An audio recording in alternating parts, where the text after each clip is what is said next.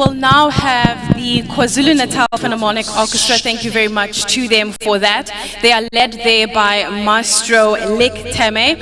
And to start off the proceedings, I'd like to welcome to the stage our tenor singer, Siyamthanda Mkhwanazi.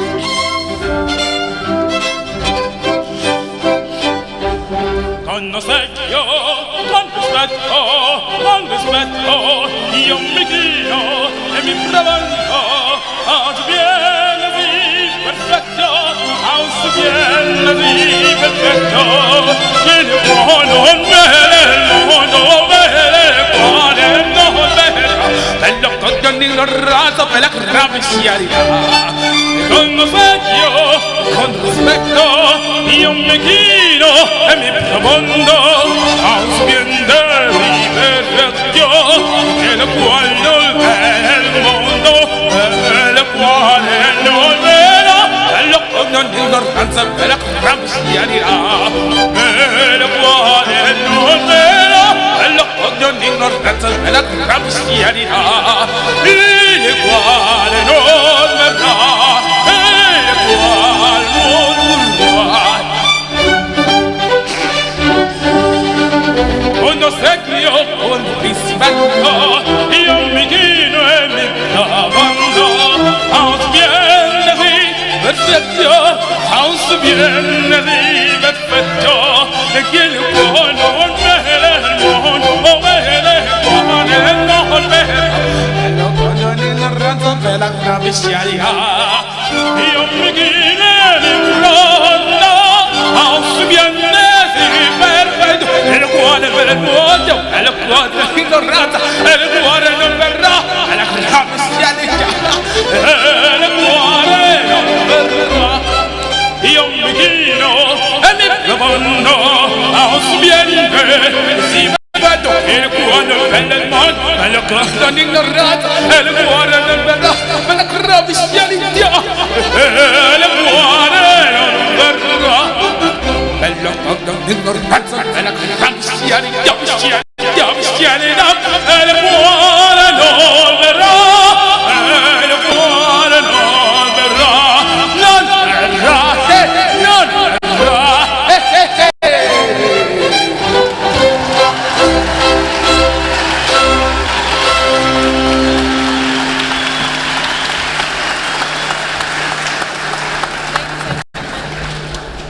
Siyamthanda Mkhwanazi will now be joined. Ladies and gentlemen, Siyamthanda Mkhwanazi will now be joined by Ngosingthandile Ndlovu.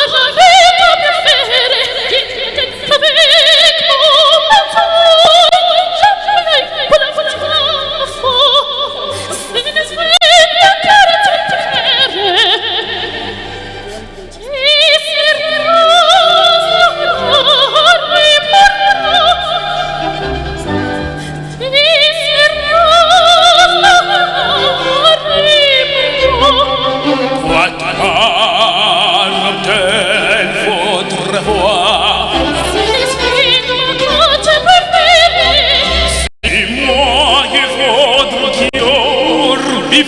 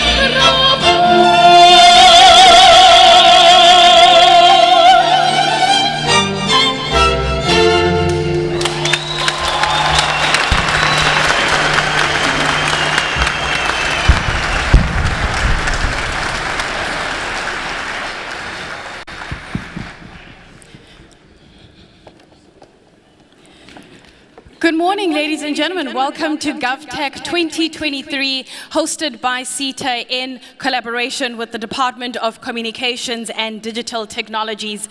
My name is Nastasia Arante, and I'm going to be your conference host for today. So thank you so much for joining us as we convene under the theme that you can see on your screen, Platform Economy for Digital Transformation and, of course, Inclusive Growth.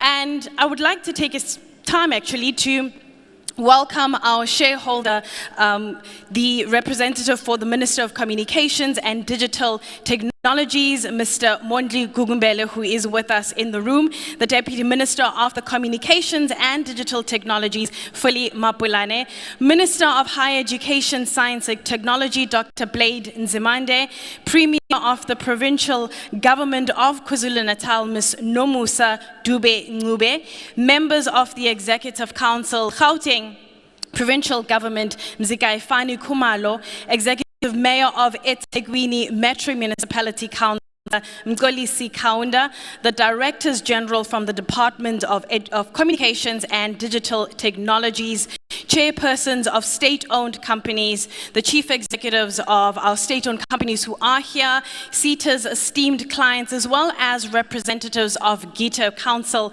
our sponsors, of course you, the delegates, and of course our speakers who are with us in the room. Thank you so much for joining us.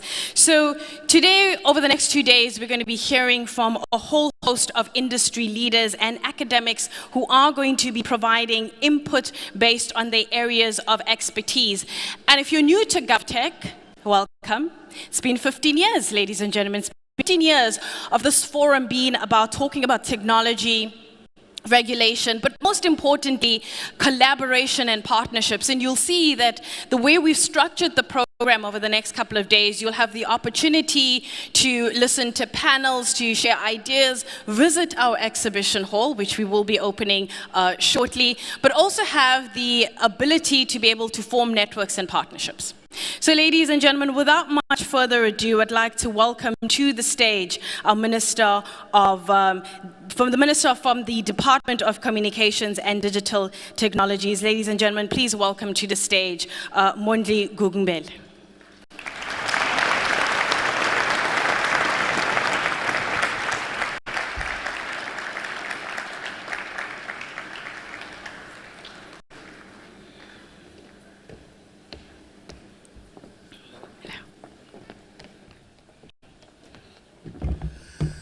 Thank you very much.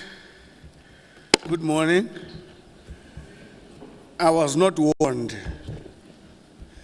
Now, if I behave like somebody who looks confused, you must know the energetic lady did not warn me.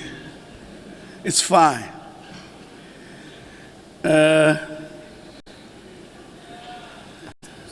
Good morning, ladies and gentlemen. Oh, I thought you picked the minister. Good morning, ladies and gentlemen. Because I looked at the time. That sounds better. I'm scared of speaking to the spooks. Thank you very much. Now, thank you, Program Director, Deputy Minister of Communication, Digital Technology, Mr. Philip Mapulan, Premier of our beautiful province of KZN, Umama Unomusa Dube Ncube, our Executive Mayor, Ubabu Kaunda, members of Parliament, Directors General who could be here, Director General from our department, Ms. Nonkubela Jordan Gyan, chairpersons of state-owned companies, chief executive officers of state-owned companies, SITA's esteemed clients, representatives of the GTO Council, sponsors, delegates, and speakers, good morning. Today, the city of eThekwini has opened its doors to information and communication technology experts, strategists, influencers, idea generators, pioneers, and pathway finders to engage on the impact and future platform economy for digital transformation and inclusive growth. If we're to speak into emerging business and life imperatives of today, the digital economy is a growing phenomenon that is changing the world as we know it, and citizen and people's expectation from service delivery perspective.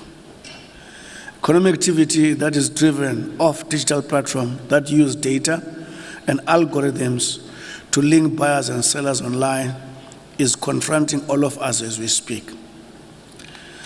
Both the private and public sector is being confronted with new ways of work defined by new business models that are radically different from the traditional form, that even amaze citizens' expectation on how to transact and deliver services. All that is on the rise. Through this new emerging digital transformation trends, new business imperatives are emerging, customers are being engaged in innovative ways and are becoming captivated by new trends of work, service delivery, and different parties driving the changes. Smartphones, laptops, and desktops in our own homes and businesses are becoming a channel through which retailers are managing payment systems with customers and social media business, even establishing new forms of currency such as Bitcoin. Organizations in virtually every sector are competing for relationships with customers while becoming not only the provider of their own product, but also an entry point for their businesses seeking access to their primary customers. As the digitalization of the economy transforms the ways in which goods and services are delivered and consumed, the big question is what our role is as government and policymakers, which includes the conversations around service delivery transformation. In other words, what the critical point that we're making here is that digital transformation is moving fast globally. It is not informed by our speed. It is informed by the speed of the world. The biggest challenge as we meet here today, we need to answer a series of questions. Program director said, this has been for more than 14 years. The biggest question we must answer, what has happened since then? What has happened to the internet penetration since then? What is the coverage since then? At what level is our manufacturing since then? How many of ourselves are digital skills since then? How many SMMEs have access since then? Professor Morala would have said the digital enablers comprise of three things: data, its accessibility, its affordability, real connectivity, the devices. We may penetrate our country with internet and 100% physically so.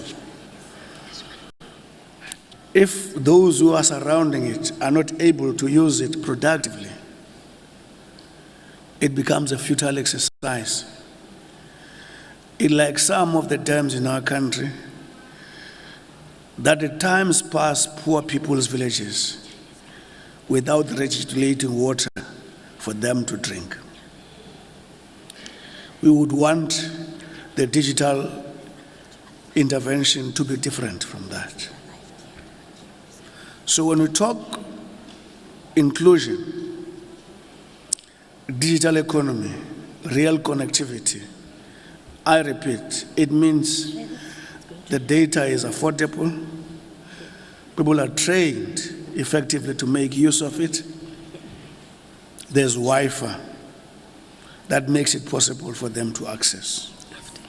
So the question that we must ask ourselves in the coming 2 days is, since we've been meeting for 14 days, what has happened to these issues? If we've been having a conversation, what impact does it make to the 60% or 51% unemployed young people? What is its impact to the women whose absorption rate in terms of employment is lower than that of men? Young people whose absorption rate is lower than those of elders, yet digital economy is young people's economy. Magdalene Albright would have said in America one day, as she was pondering with the challenges that I've already spoken about, she would have said, we are caught up in the mindset of 20th century, administering institutions of the 19th century,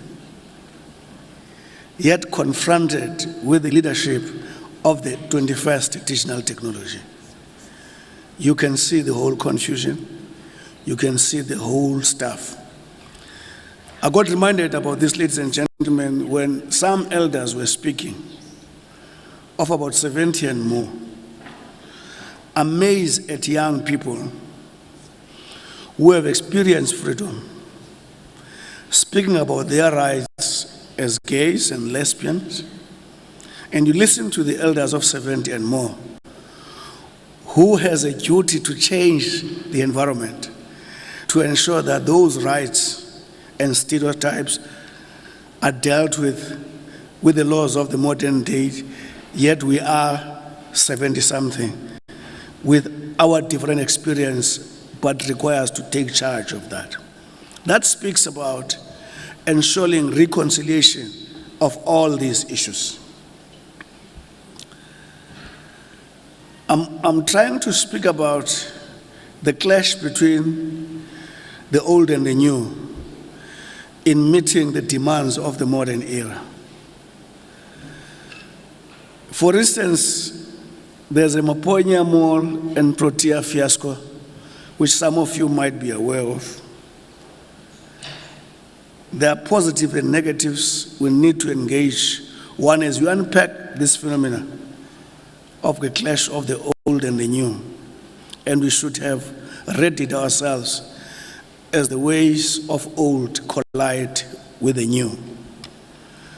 Let me give this example. A few months ago, violence saw several e-hailing taxis torched, allegedly by taxi operators who accused Bolt and Uber drivers of stealing business from them at Maponya Mall and Protea Shopping Center in Joburg. The city of Joburg has resolved that e-hailing taxi, look at the way they resolve it. Taxi drivers will not drop off or pick up passengers inside shopping mall in Soweto for the next 3 months. However, the impact of these divisions between the old and the new forms work and citizens' views, and its impact on the national climate cannot be ignored. The point I'm trying to make here is that it's a clash of the deliverers of services, the old and the new. It's impacting negatively on the demands of the moment. People understand that their needs and their demands can no longer pace up with the speed of the old. But the speed of the old is fighting the speed of the new. But when we think we can resolve it, it is by stopping the speed of the new to sustain the speed of the old. And the biggest danger that is confronting us as far as this matter is concerned is that the world is waiting for us, ladies and gentlemen. From both connectivity, the broadband, the real connectivity, which I want Sirame to keep on saying, Sirame, I saw Sirame is here, I greeted him. Real connectivity, because it is real when it can be used, when it's affordable, when it reaches far-flung areas. If we do not have that, we become an irrelevant trading partner in the world. Because if a particular company trades with you, or a particular country trades with you on a particular product, and the very product, its research and its information is being accessed in the modern way, at a quicker rate and higher scale, yet they depend on you to trade in this product, you become irrelevant. I want to go back to this story again of the old and the new. This is not only happening in South Africa's dilemma. A few years ago, taxi drivers in cities across the European Union protested against the Uber, while the developments in big cities such as San Francisco and New York further fueled the debate. With the Uber operating over 80 countries, many countries are grappling with the legislation around work within the digital economy. Globally, government reaction has not been uniform. Dutch courts, for an example, ruled that Uber drivers are employees and therefore entitled to employee rights. The UK has legislated a worker status for Uber drivers. This entitles them to basic entitlement, such as minimum wage, holiday pay, and pension plans, but not all the additional entitlements that employees receive. What's actually critical, ladies and gentlemen, here is that if you look at the process of legislating in response to the clash of the new and the old, Professor Morala would have said, talking about the agility of government in terms of the new economic demands, he says, he articulates the discrepancy between the time, Mr. Mayor, it takes to make a policy, to legislate, and do regulations. The time it takes as compared the time it takes to connect and give people access to that. The needs are today, yet the legislation becomes a 5-year program.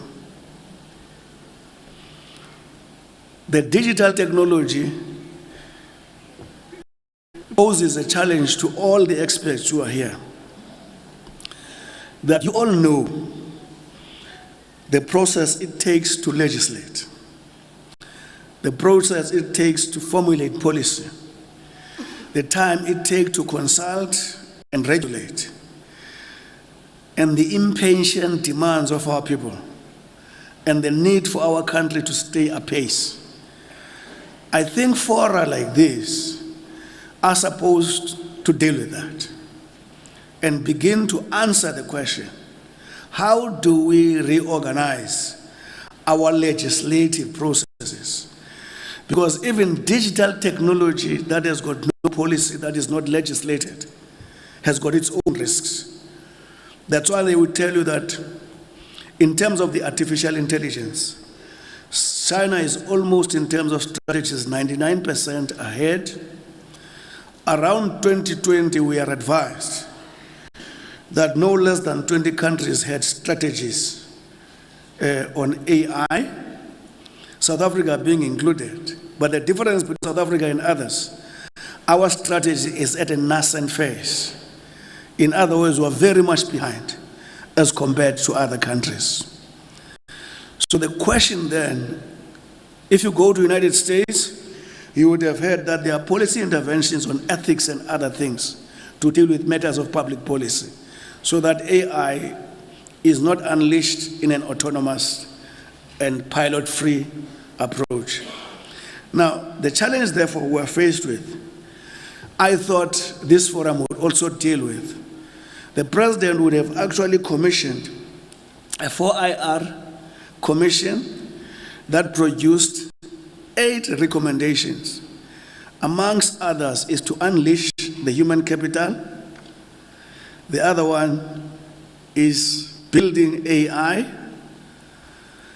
What I like in the AI recommendation, they speak about 3 aspects of the AI: the theoretical, the coding one, and the application.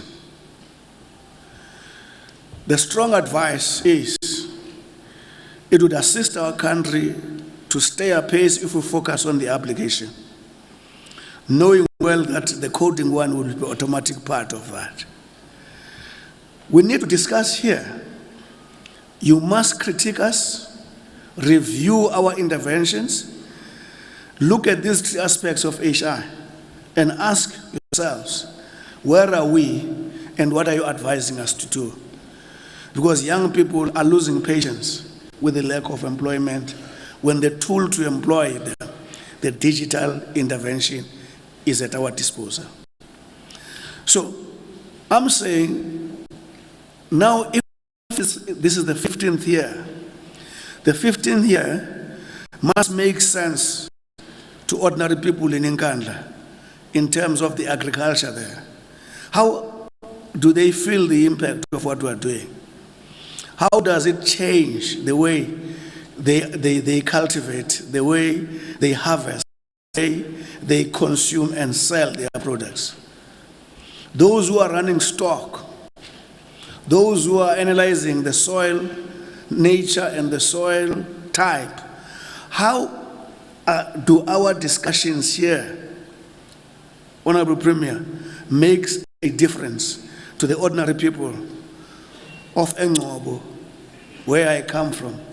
How do they make sense, these things, after 14 years? So what am I saying is that I'm taking advantage of the big brains of men and women who are here. All I'm saying, can we make GovTech respond to the challenges of our people?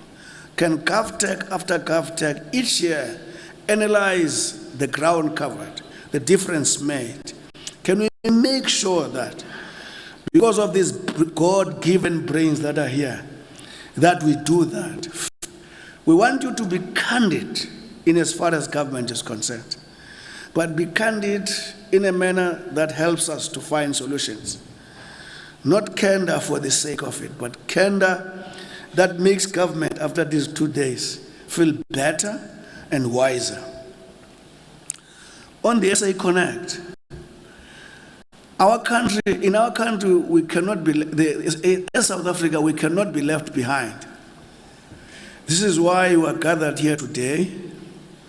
The theme for this year's conference, Digital Economy for Digital Transformation and Inclusive Growth. My twisted mind, I was speaking to the DG. I said, is it not digital transformation for digital economy? Or is it digital economy for digital transformation? I just felt that the sequence of those has got its own meaning. But I'm not here for that, because you, as experts, you understand what it means. I say it is spot on because that is in terms of us who have crafted the theme. Our government has SA Connect, an implementation policy of the National Broad Policy that was approved by Cabinet in 2013. SA Connect seeks to meet the technology goal of the National Development Plan of creating an inclusive and connected information society. It positions government to play an enabling role in the provision of broadband, I beg your pardon, to a number of underserved areas and district municipalities, thereby bridging broadband connectivity gaps and closing the digital divide. The pooling of public sector demand and procuring of high capacity and future-proof network capacity at more affordable rates to address public sector broadband requirements cannot be underestimated. The Department of Communication and Digital Technology will roll out connectivity to the value of not less than 3 billion in the 2023-24 and 2024-25 financial years to implement Phase 2 of South Africa Connect. I've spoken about this, your Honorable Mayor and Premier. I've said to my team, 3 billion for these years is not enough if we take into account the required pace of connectivity and scale and the global challenges.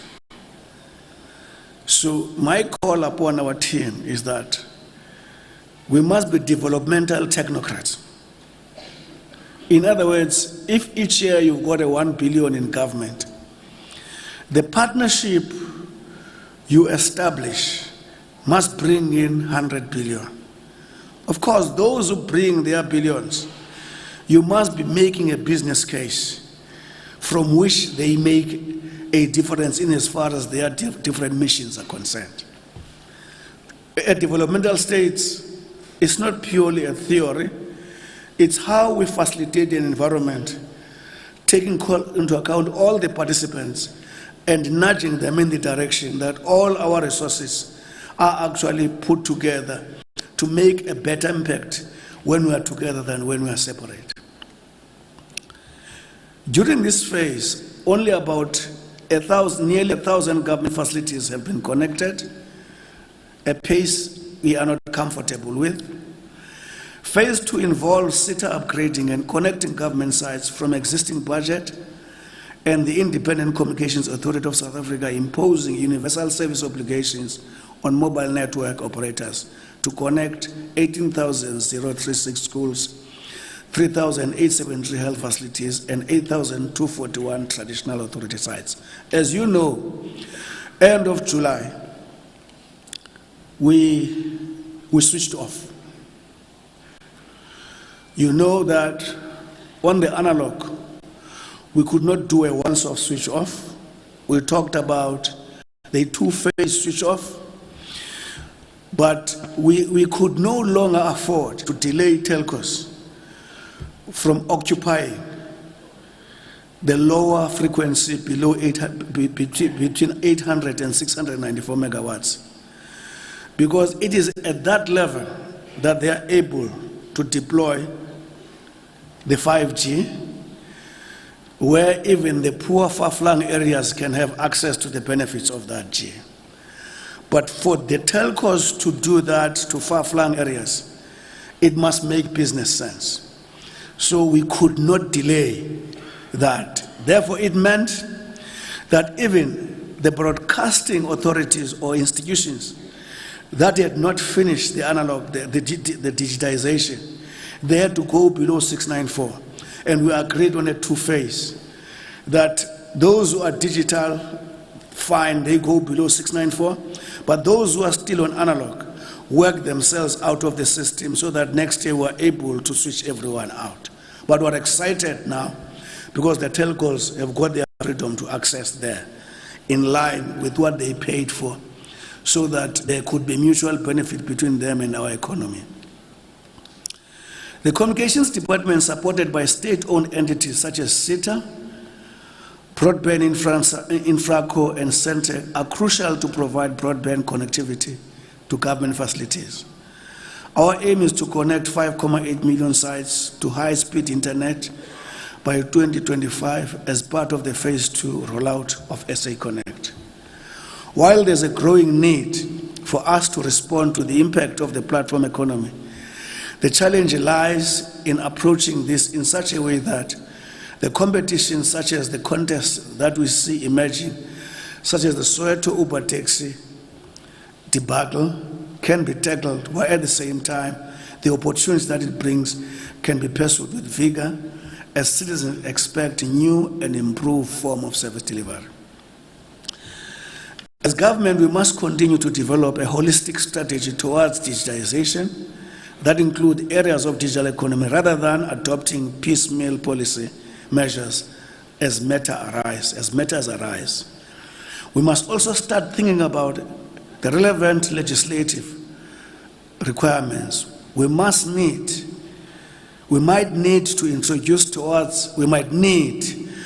towards introducing universal digitalization.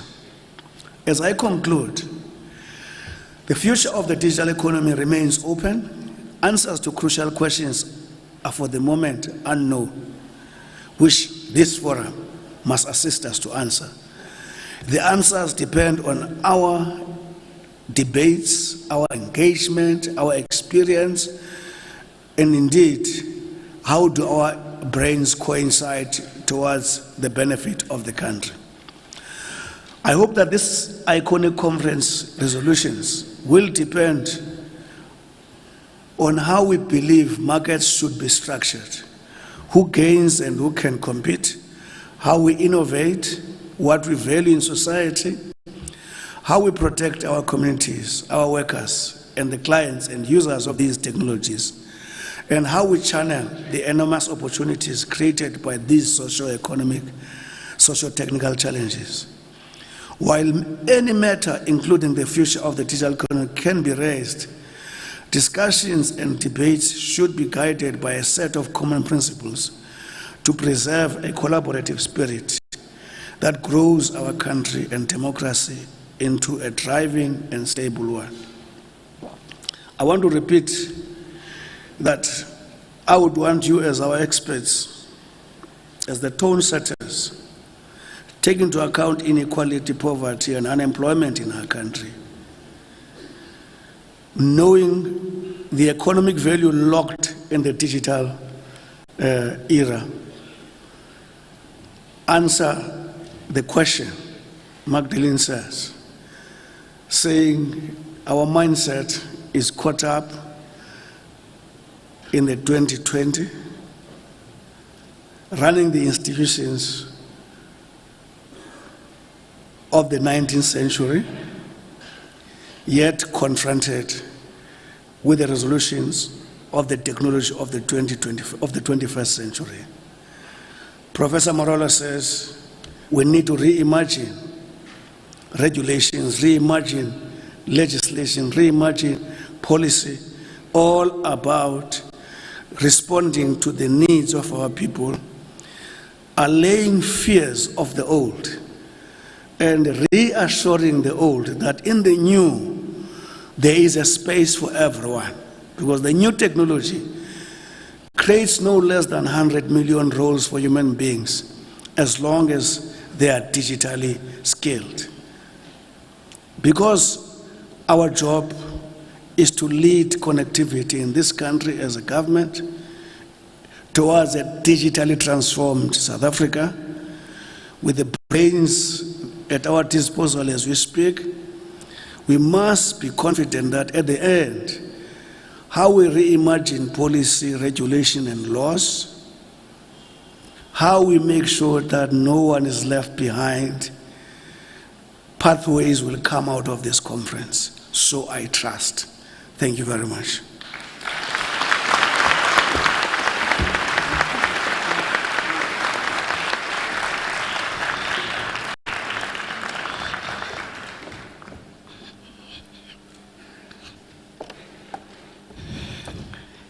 Thank you so much to the Minister for that. And it's quite interesting, a lot of what he said is actually going to come out throughout the day as you listen to a whole host of those panels, and as well as some of the speeches that are going to be delivered on stage. We're going to be hearing about inclusive growth.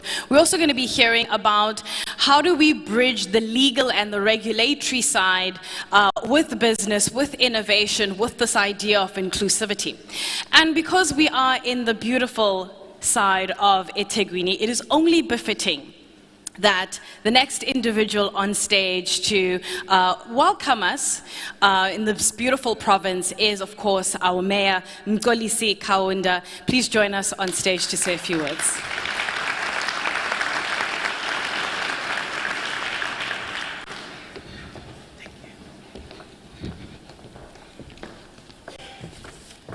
Thank you very much, Program Director.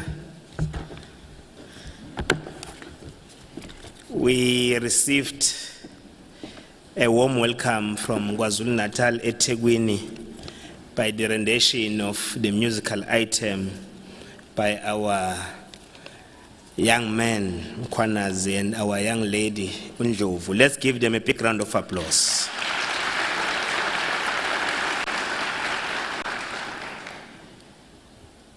Honorable Minister of Communications, Digital Technologies, Honorable Mondli Gungubele, the Deputy Minister, Honorable Phili Mapulana, Honorable Premier of our province, Honorable Nomusa Dube,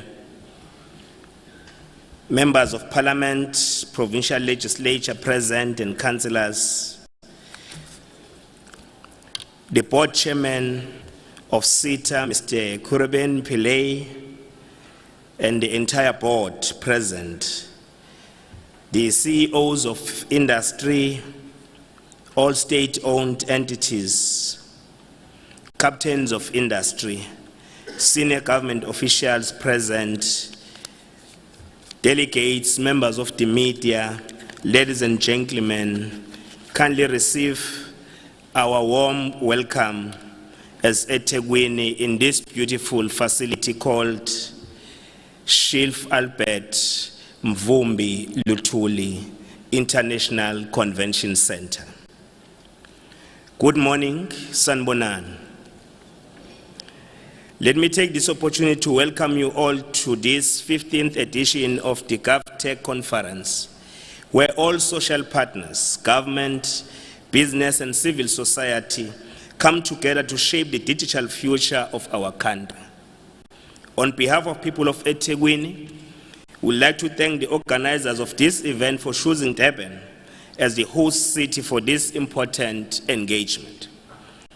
This is a vote of confidence to our efforts to rebuild the city after experiencing a series of disasters. Little did we know that within a short space of time after the April 2022 floods, Durban will retain its popular tag of being Africa's playground and a destination of choice for major events. We are pleased that despite the extensive damage on our water and sanitation infrastructure during this disaster, 2 independent scientific studies have confirmed that our tap water is one of the safest to drink in the Republic of South Africa. Aptly-themed platform economy for digital transformation and inclusive growth, close quote. This conference sends a strong message to all of us that as the country we are now at a critical point in the digital revolution, and the fact that we continue to choose Durban as the host city confirms that we are ready to become the center of digital transformation in the country. Early this year, around April, we opened the Old Mutual which is collaborating with Durban University of Technology, their own tech hub that they open here at Umhlanga. However, we are mindful of the fact that we cannot be able to achieve this alone.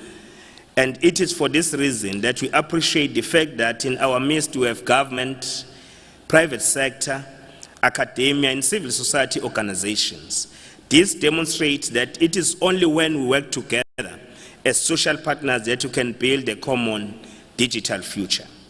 We are pleased that this year's conference seeks to achieve, among other things, a digital future that is citizen-centric.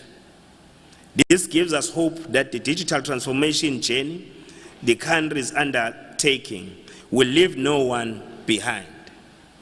In fact, we are confident that it will not only unleash the talents and creativity of young people, but it will also bridge a digital divide that still exists in our communities and accelerate service delivery.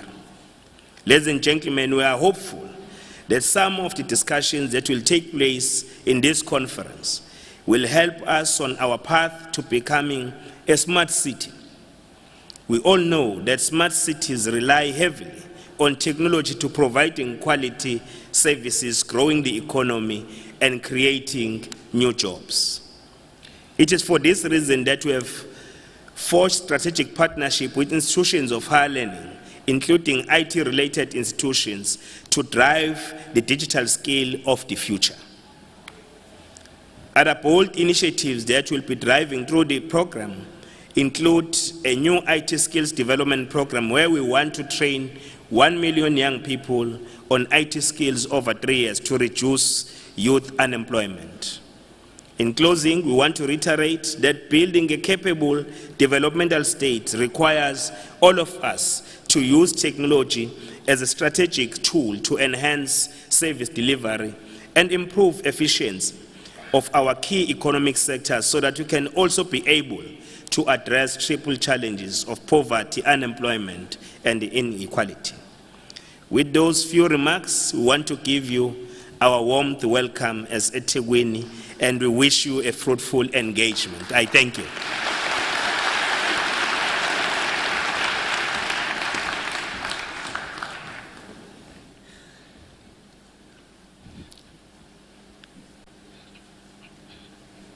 Thank you so much to the Mayor of eThekwini, Mgolisi Kaunda, for those. And we look forward to following up on those initiatives as well, training 1 million young people and equipping them with the skills that are needed for the very topics that we're going to be talking about throughout the day. The next speaker that I'd like to welcome to the stage, ladies and gentlemen, please put your hands together for the Premier of KwaZulu-Natal, Ms. Nomusa Dube Ncube.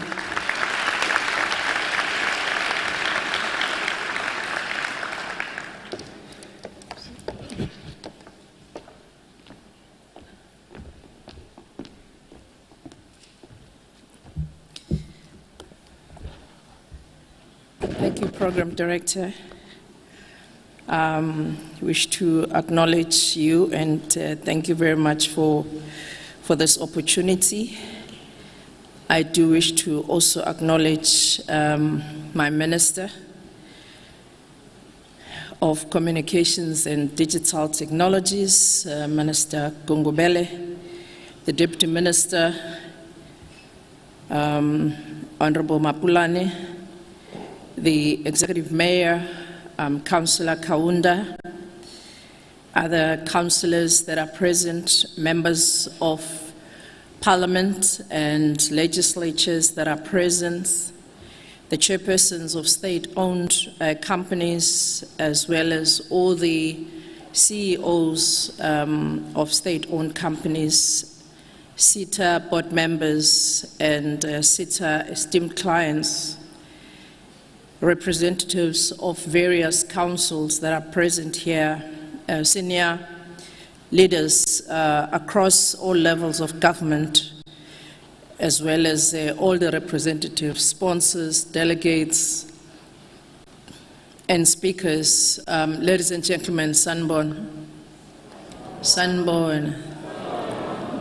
Kusekaya la. On behalf of Government of KwaZulu-Natal and the people of KwaZulu-Natal, we welcome delegates on this 15th edition of GovTech Conference.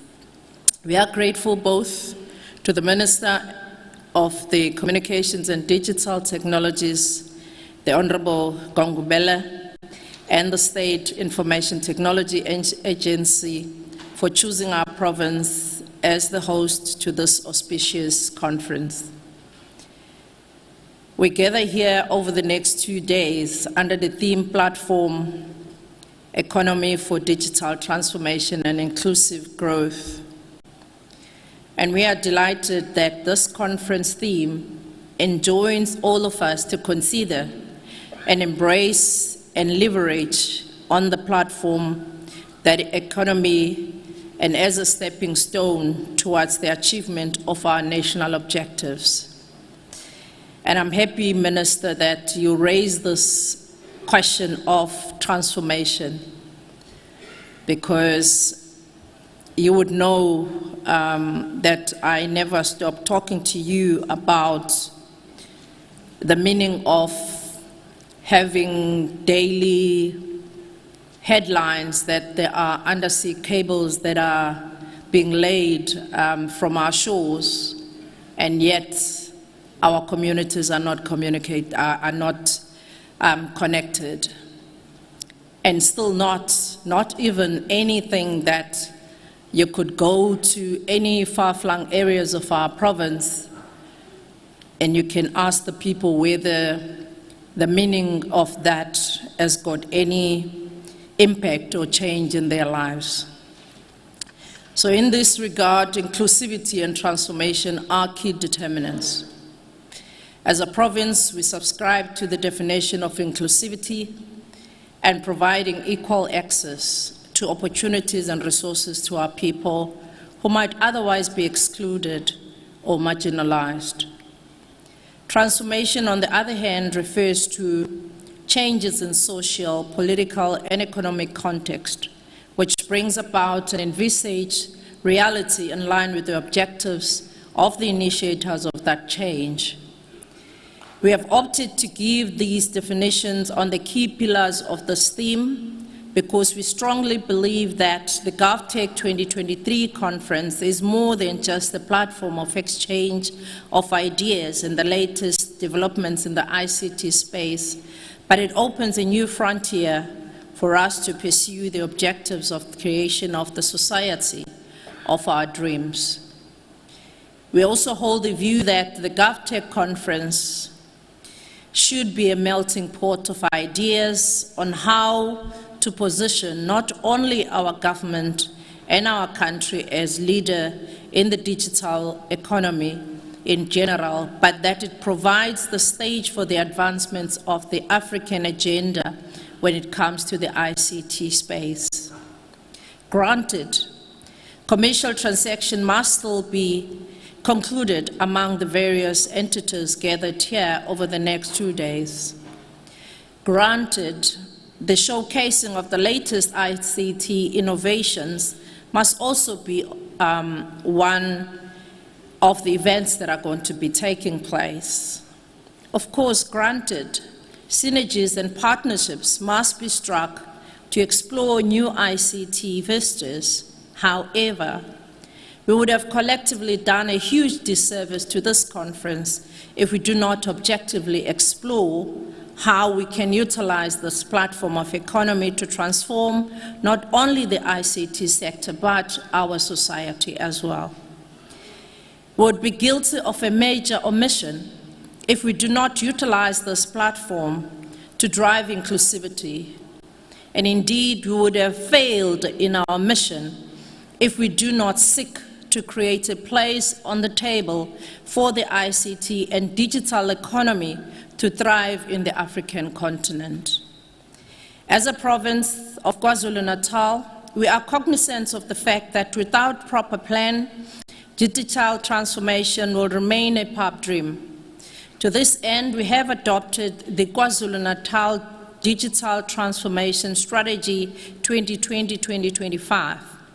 The strategy is premised on 6 strategies priority: connectivity, digital skilling, information management, knowledge management, and security, process automation, systems integration, and digitization.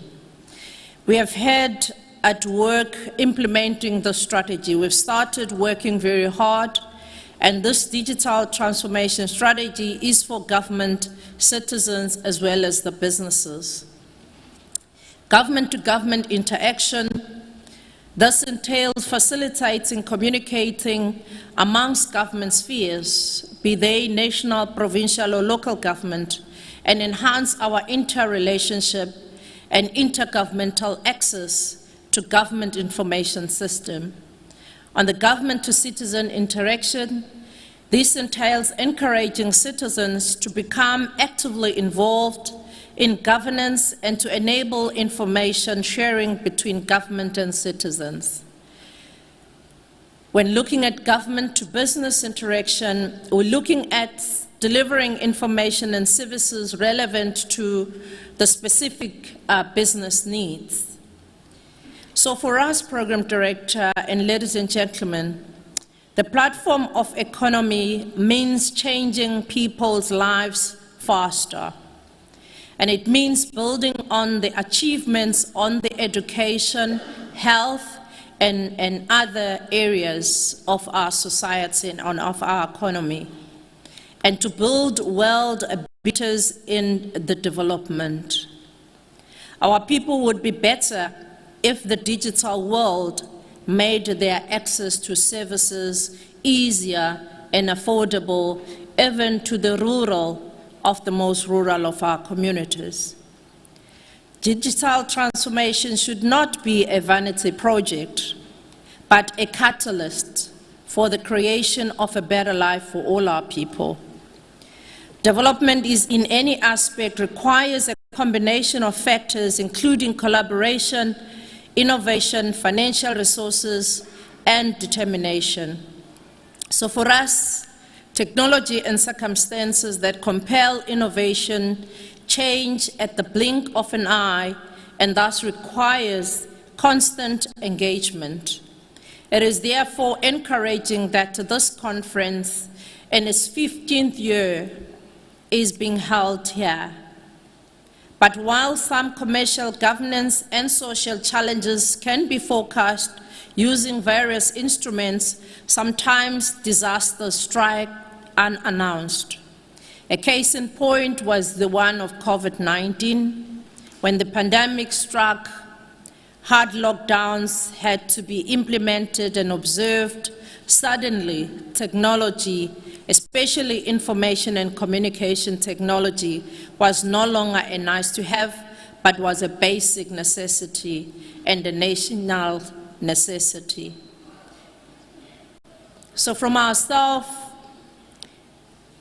our cabinet, our legislature, an operational meeting that we're accessing and forecasting the movement of the virus, to the use of the web-based solutions, to receive social distress applications, technology saved the day.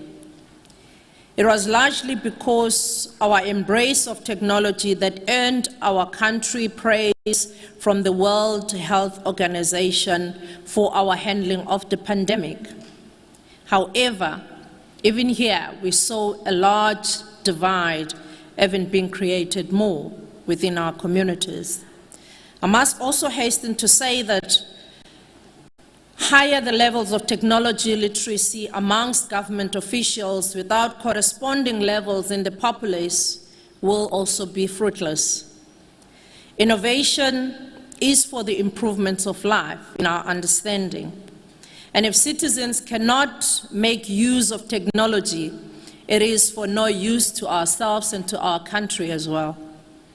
That is why we are accelerating our efforts from our side to build a smart province while implementing a digital transformation strategy that leaves no one behind. We must also therefore couple government skills development with mass education for our citizens. While some may correctly argue that access to technology remains a big challenge in our country, Access to mobile phones is significantly high, though, and this provides us with a platform to extend the services and crucial information to the people we serve in as effective and efficient way we can possibly be. Esteemed delegate, there are many areas of government responsibility that requires the benefits of technology. Amongst these are fighting crime, healthcare, social services, and many more. And in a world that is fast evolving, the need for technology on our education setting has become even higher. It is important that while introducing technology, we understand it not to be cheap, and we use the opportunity presented to us by various instruments and initiatives of private sector, which needs to build on all the capabilities that we have, but also bringing all our communities along. In an article titled "The Digital Divide: Barriers to Realization of Digital Rights for Learners in South Africa,"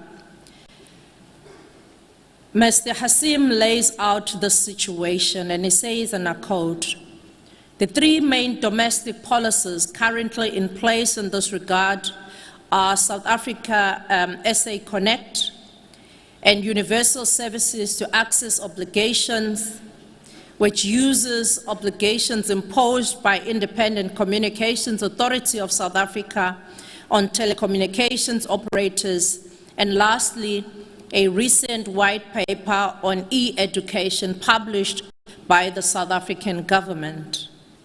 In addition, we've seen MTN, your Vodacoms, your Telcoms, your CLCs, and others declaring specified education website, some of them zero-rated in terms of data to promote access to resources.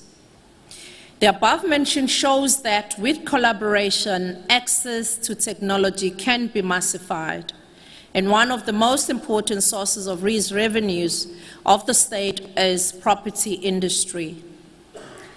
So we do believe, Minister, and ladies and gentlemen, that there is a lot that still needs to be done. And I'm glad that, Minister, you have a full house and you constantly challenged the brains in this room to make things happen. It is very encouraging that we've seen many of our government officers also embarking on projects to digitize many of the work that is being done by government. As KZN embraced the digital transformation, I'm happy to report that the government that I lead does not only recognize the crucial role played by technology in service delivery, but we also embrace the fourth industrial revolution as part of seeing through the commitments that were made by our Honorable and His Excellency, the State President, during his SOPA. And we have implemented various projects in this regard. And by way of example, over the above projects that we have done during our program was to ensure that the likes of the school that is called Denkosi Skills Development Center, and in Dumbe also one of the programs. One of these schools is a paperless schools, Minister, fully paperless from the start of the high school to the high school. Learners use only the various platforms. We've also launched our e-recruitment portal, which is an online job platform that consolidates all our jobs within the province. It is for this reason that the provincial government is also rolling out Wi-Fi hotspots and digital centers, as well as the digital hubs in various areas of our communities. We do want to say that as a government, we need to ensure that we thoroughly analyze the impact of the AI,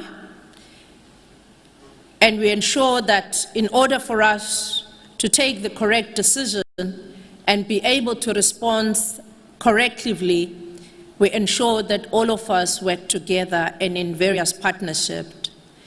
Esteemed delegates, that the provincial or the GovTech conference has been held in our province for so many times speak well of our business tourism and other necessary facilities that we have. But we would also like to see, Minister, the legacy project as a result of the GovTech conferences that we've been having. It also speaks well of how we treat our guests. And I'm confident that as you walk into this room this morning, you had no qualms with how the airports, the hotels, the transport system, the staff that handles all the logistics are up to ensuring that all the needs of the delegates are met. I'm also confident that you'll enjoy your stay in our province, and the mayor has actually also assured you that kusekayala. We also look forward to your return to our warm province, although I can see, Minister, that some of you brought the type of weather that we are not used to here in this province. With this word, we'd like to thank you very much once more.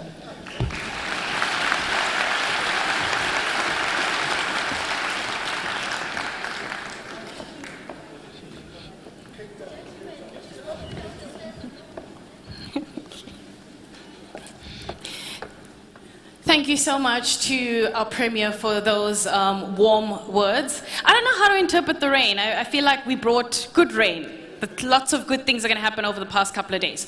So remember I said to you in the beginning of the program that we want you to experience the next 2 days in terms of roundtables and panels. But beyond that, we also want you to be able to network and meet new people and exchange contact details, etc.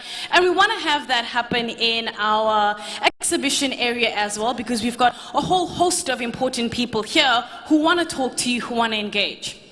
So here's what's going to happen next, and I'm going to do this in a way so that we do this as orderly as possible.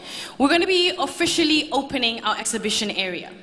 Now, in order to do that, I'm going to ask first that we have our Minister, the Deputy Minister, the Premier, as well as the Mayor, please lead us first to the exhibition area. If you can kindly stand up. Thank you. And this is what's going to happen. So you're going to be officially opening our exhibition area for us. And in order to do that, we'd like you to please proceed first. And as soon as you get to the exhibition area, the rest of the audience will be there to see the ceremony, the cutting of the ribbon, all of the wonderful things that need to happen on that side. So they're going to be using that particular entrance, and you would have noticed when you walk in, we've got about 2 entrances behind you. So those are the exits, rather, that you're going to be using to get to the exhibition hall. So we're going to break into a 20-minute tea break right now, and in that we want you to visit the exhibition hall. And ladies and gentlemen, I'll see you back here in 20 minutes. Enjoy.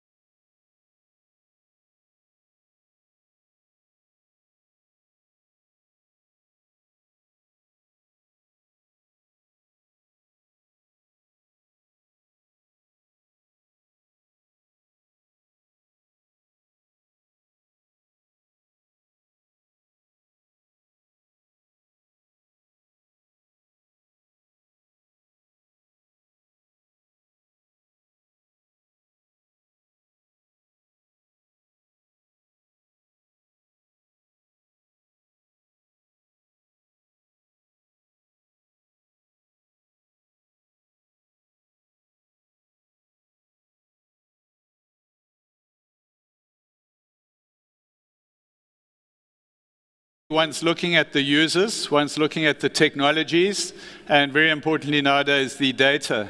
There are three elements to what the ITU has created for their digital transformation wheel for countries: value creation, access, and adoption.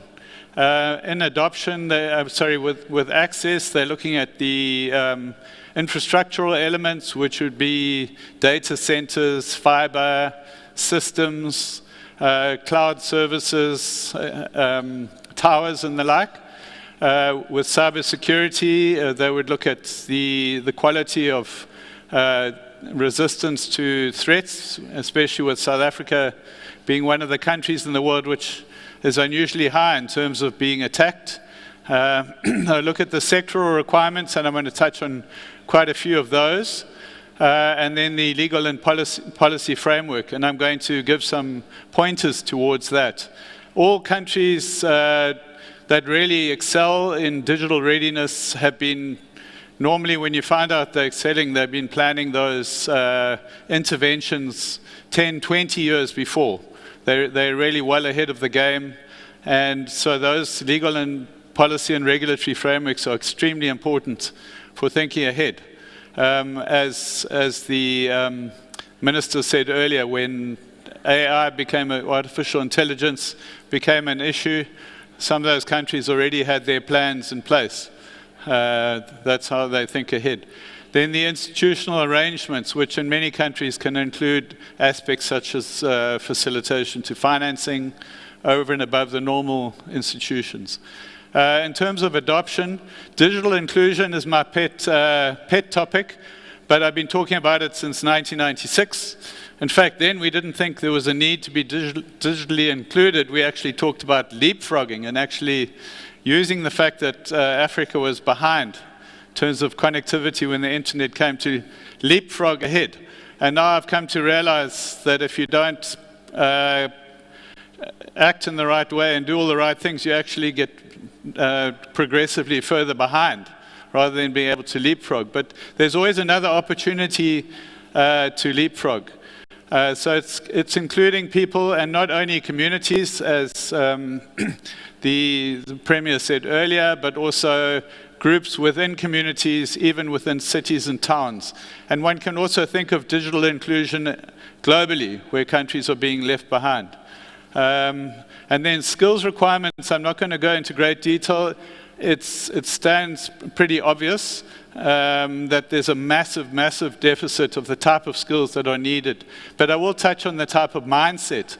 And what I find worth noting, and actually very tragic, actually one of the most tragic aspects of society at the moment is that you read a lot in literature about Gen Z, Generation Z, young people and how they behave and how you employ them, and millennials. Now, South Africa has a whole group of Gen Z youngsters who don't have smartphones. Can you believe it? Who don't have access to proper broadband. If they do, it would be indirectly or maybe still using 2G. So that whole generation growing up is going to be at a distinct disadvantage because they don't have, and many of those skills are actually acquired by themselves. All they need is to have the devices in hand, and they develop their own with their peers, etc. That's part of the Gen Z way of learning and doing. And then I'm going to touch on value creation because my original topic I was given was the platform economy, so I'm going to talk about how apps and services build into that. So I decided to create this a little bit of a theme in terms of talking about abundance. Even though, often when you talk and you start doing stats, it gets quite depressing. Whereas if you can talk abundance, one can be creative, one can think about what the opportunities are, what could be done. That is not to say that this abundance falls into one's lap. The abundance I'm talking about today is a two-edged sword. There is abundant opportunity, abundant value creation available if we do the right things. On the other hand, other people are also experiencing the abundance who are competing with one. So at the same time as it's abundance, it's also a warning. But the first area where one can talk about abundance is the international connectivity to South Africa. We can see it clearly. A couple of years ago, international connectivity was a constraint in any discussion. Now we have too much. And the reason I've done that pie chart is if you look at the blue, you'll see that's all the previous international capacity that there was until a few months ago. The Equano cable then went live, bringing more than double what we had before. In fact, substantially more capacity by quite a long chalk. And now to Africa, which is the other cable which is being landed right now in 3 parts of South Africa, across the east and west coast, almost doubles that amount again. So there's massive, and we weren't even using all the capacity we had before. So there's massive capacity available to us now if we can know how to use it. Now the question is, how does, what happens when you bring it inland?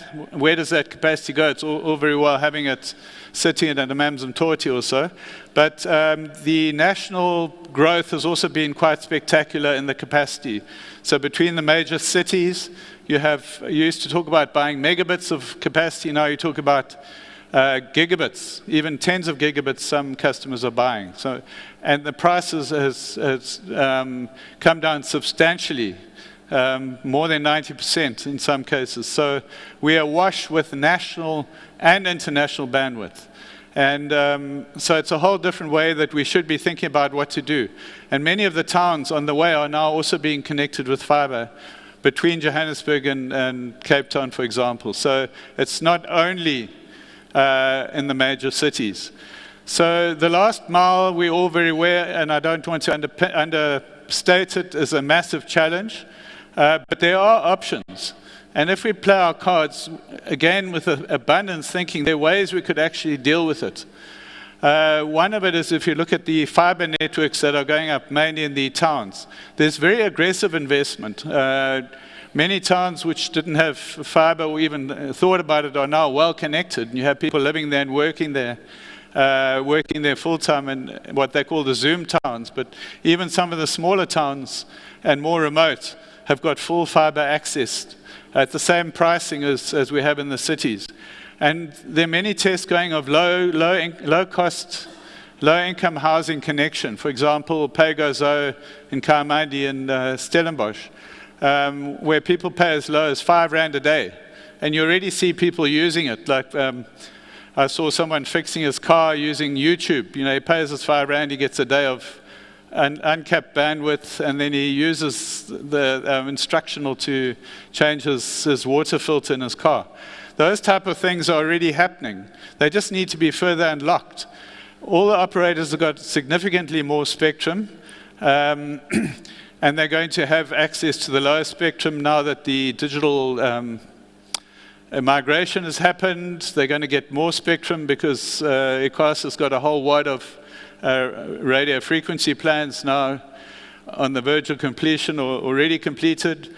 And the 5G technology is at the point where you can actually deploy mature networks that aren't buggy but actually capable. So a lot is in place. The wireless ISPs have been handed a great gift of major spectrum in the 6 gigahertz band only a few months ago.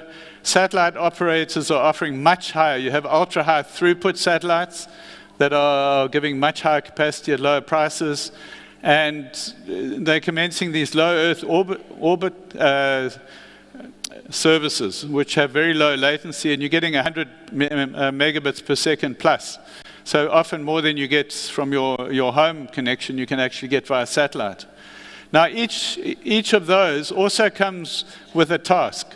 So time-wise, not to spend too long, but the fiber network can be expanded into more towns if SA Connect is used judiciously to aggregate the demand and create the demand and then spread to the houses. The low-income model can be expanded if you provide the right incentives, which is in place. It needs to be expedited. The new spectrum needs to be accompanied maybe with ways to reduce the prices of, I should have said, device prices. Well, people can't afford the devices, so they can have the broadband, but they can't all participate. Bearing in mind that 48% of the country is technically below the one breadline level. So, spare cash isn't something that people have, but they still need access. They can't get going, participate in the new economy unless they have those devices. I won't go into all the other things that can be done, but 5 countries in Africa are now using Starlink and have, basically you can be anywhere in the country and have connection, but South Africa isn't officially one of them. Then, while we're thinking about connecting customers, households still, and businesses, other countries are talking about gigabit societies. And not now, but from a couple of years ago already. They already have their plans and objectives. The benefits of going beyond broadband, we already saw the benefits of broadband in our own lives. You can go beyond that. We're still looking at, we're not looking at 2 to 5 megabits home access for fiber. We're talking about maybe 30. I put a little advert at the bottom there. You'll see people are still advertising 30, 40, and not starting at 100 and looking at much faster. The fiber is quite capable of those speeds. It's just a case of getting the economics right by being a little bit bolder. And this is what other countries are already doing. According to Viavi, 10 countries have 90% or more gigabit availability in houses. And then you have a number of countries which have more than 50%, including China, which is a very, very major market. So there are literally hundreds of millions of households coming onto the gigabit society. Now, just to use schools, and I think there are attendees at the conference from some of the schools with IT capability, Bredasdorp, Malmesbury, who can tell you this. A child should be able to use at least about 2 megabits per second. It could be 1 or 2. To access services like collaborative, like Google Classroom, videos, YouTube educational videos, Khan Academy, get their access, get their offline storage. So for a school with 1,000 pupils, you should be looking at a gigabit or even 2 gigabit link. You shouldn't even be thinking, do they need 50 or 60 or 100? That's the old way of thinking. And I believe it's possible. And then it's not only the speeds that are associated with the gigabit society, it's reliability, which obviously it's an issue for us now with load shedding, because just getting your fibers has been a challenge. But ultimately we should go into reliable service and low latency so that other verticals like health can kick in. Now, just looking at another aspect, so that was the connectivity side of abundance, and now I'm talking about the platform side of abundance, which is a different part of the stack. So digital platforms add value by bringing communities together. So you used to create a product and sell it. Now you're creating a community where you offer services, and the value comes from that community. They're often called transaction platforms, digital matchmakers, and you all know the examples. They've been around for a while, Amazon, Airbnb, and they also often called innovation platforms. And one thing that happens is that people create a platform, they don't always know what it's going to be used for. I'm assuming useful things. So, I don't think when people created the WhatsApp messaging platform, they knew that South Africa would have Stokvels operating it. They hadn't anticipated that niche use, but they did enable it. And that's where a lot of the innovation can come. And you have ministers ministering to people using WhatsApp, with their, not necessarily the big churches, but some of the more niche. You have a lot of activities going on that were enabled. So those digital platforms have actually dominated value creation in many countries for the last 10 years. What they do is they build these useful communities, and they harness the network effect of those communities. The more buyers you have, the more sellers you have, and it's self-reinforcing. They drive innovation, as I've said. They enable the use of spare capacity often. and that's why Airbnb was started. They extract value, and this is extremely important, from data collection and the analytics. And so they're really manifesting the information age. And they use that to create recommendations, insights, etc., to add further value. And they disrupt industries, as we know. So I've given quite a few examples, but we're all familiar. And the minister mentioned earlier the way Uber, has caused disruptions and even a pushback in the market. So even 10 years ago, not even recently, 12 of the top 30 brands, global brands, and 3 of the top 5 US companies by market cap were platforms. Whereas in the past it used to be companies like Coca-Cola or energy companies. They suddenly found all these platform companies very rapidly moving in. Now, I talk about abundance, but there's also a concern because the value is sitting in the United States. And if you look at the size of the company, so just to give you an idea, that Apple is, on the graph, is 2.2 trillion market cap, even though it's now actually 2.8, but at the time. So you can see that, and I've given you a pie chart, the different market shares of the, if you look at the top, so you'll see that Asia is also large compared to the States. Europe, much smaller. So even a society which is quite proactive in many ways, not able to get significant market share. And then Africa is tiny. And in fact, those companies are really, in my view, only on that graph because they've got shares in Tencent, which is, again, a Chinese company. So where can we tap into value creation? And I've just given, just because of time, very selected examples. One sectoral example, just touching on smart government and e-government. So the one I find the most fascinating and probably the best success story in South Africa, and the one also still with a lot of upside, is the financial sector. Because the evolution of fintech in South Africa has actually been astounding, and often people don't even appreciate. So it's not only in the type of financial services offered, but it's also the technologies underneath that are, in some cases, world-class. And there have actually been 1 or 2 unicorns, startups which have achieved $1 billion capitalization in South Africa and in Africa. So this is an area where one certainly would need to see how to develop further. And the great thing is it's embraced by government and the private sector. So you see the Reserve Bank, National Treasury, working much more closely than in some other sectors with the private sector to actually unlock this value. And then you have great investors, the investment in it goes really well. And so the investors have facilitated access to these startups. So we are now world recognized as being one of the premier places, which is strange because we're very much a dual economy.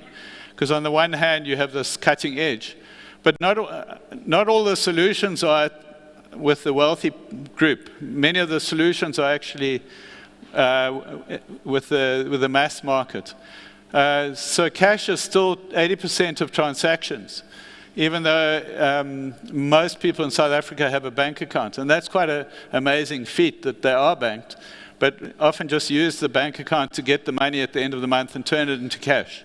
So you'll see, like on taxis, cash is still king, let's say, in terms of the volumes of transactions every day. So there's still a lot of opportunities to move to a high level of digitization within the sector. And the fact that a lot of people depend on social grants means that there is opportunity for engagement with those individuals, at least on a monthly basis. There's a big area of small and medium businesses in the informal sector which has many financial needs that are being tapped into but could still be further tapped into. So township economies are still strengthening and going well, partly digital and partly not. And there's a number of areas where the demand has grown, like cross-border money transfers, many prepaid services. We take it for granted, I think, that when you want to buy prepaid electricity, you just get an SMS. And that's great because that enables South Africans, even with an old 2G phone, which is actually 60%. Sorry, the top line should say 60% make use of 2G phones still. They can get the code, so they can also participate at that level. But you have big areas like the taxi industry that could still do so much more.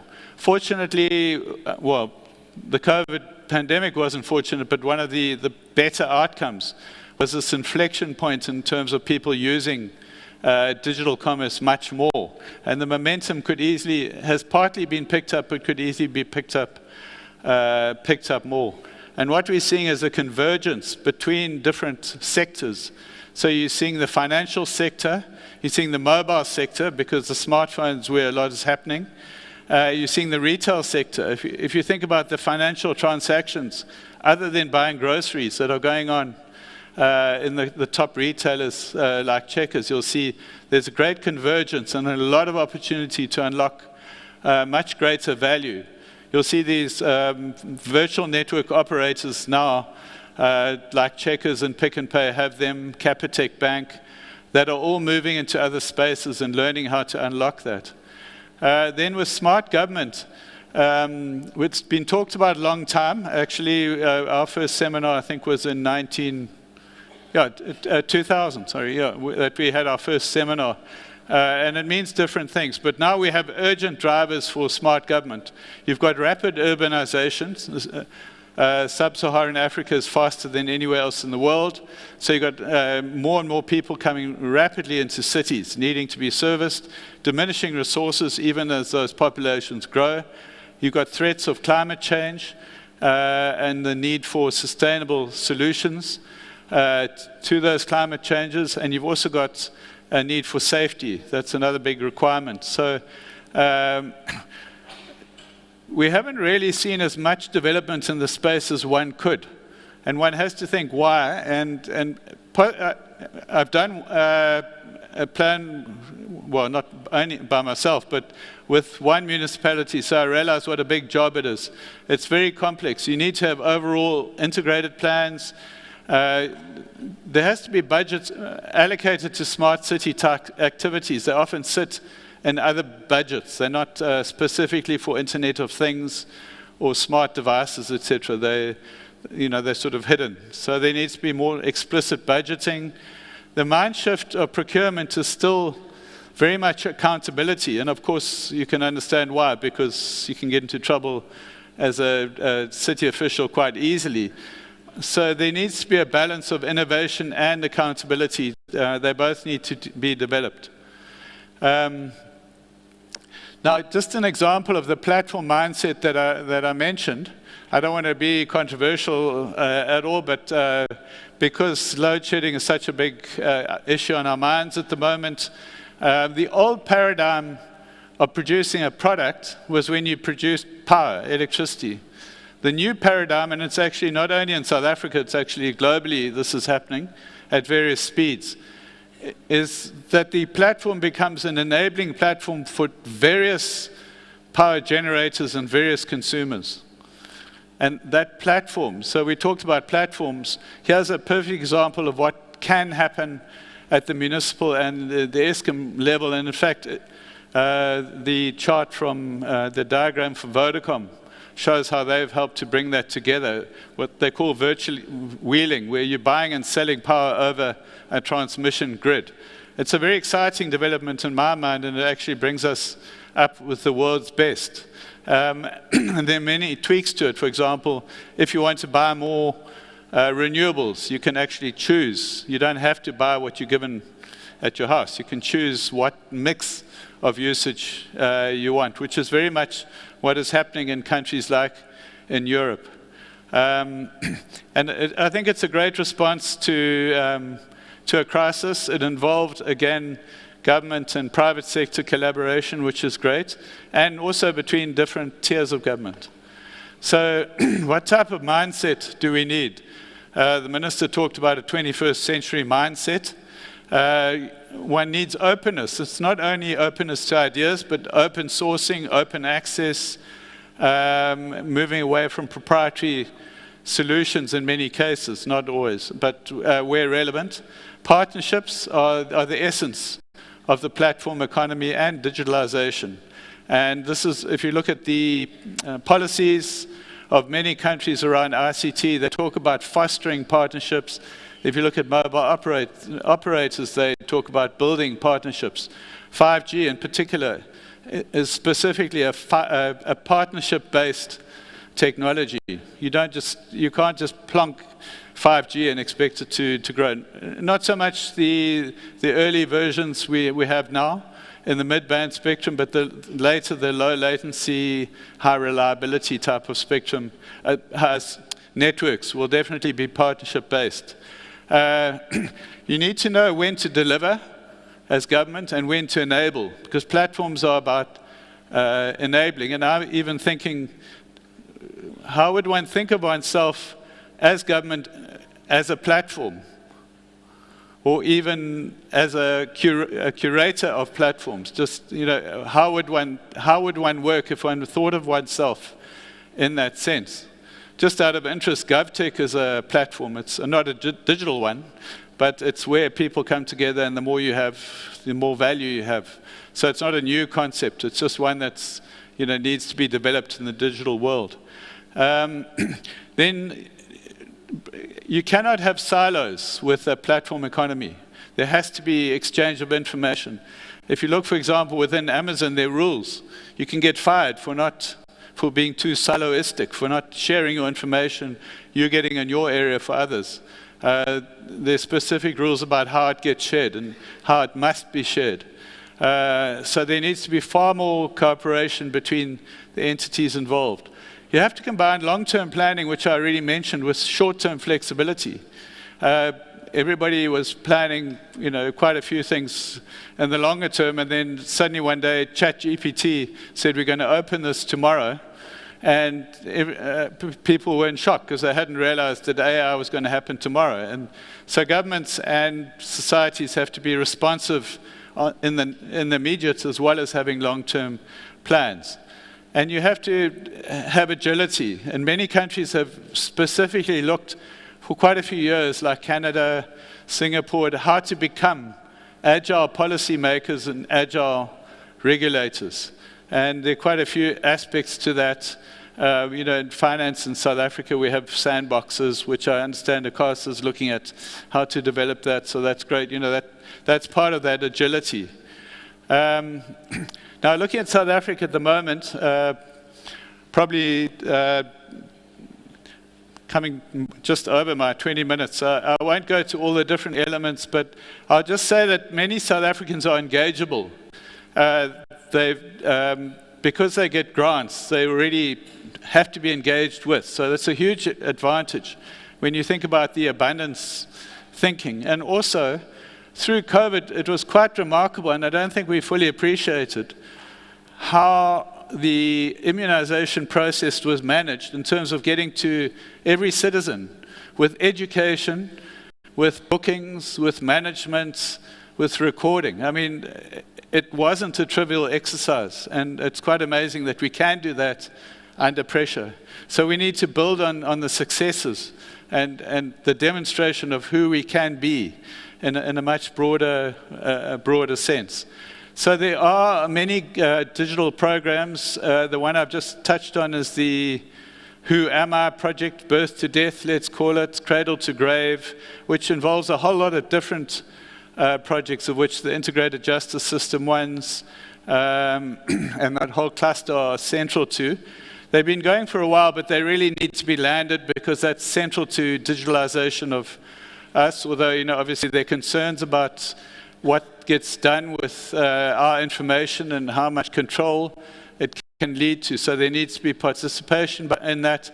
But essentially, there does need to be centrality of information like that to make it easy. I mean, it's quite amazing if you go to Home Affairs and you want to get processed and the birth certificate's been digitized for a younger person versus non-digitized for an older people. It can take days versus months, or even in my case, I think I've been waiting 5 years. So digitization of those records has made a huge difference. But the IFMS project, which has been going, I think we've been reporting on it for over 10 years, to have finance at all levels of government integrated and sorted out is actually an incredibly important element.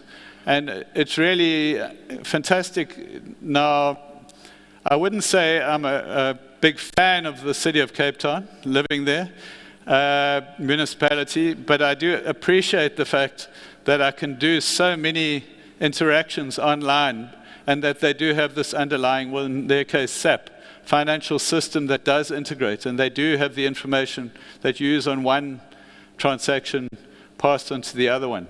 And I know it's a clunky system. I know, a lot can be done. But I do appreciate that there is that centrality. And then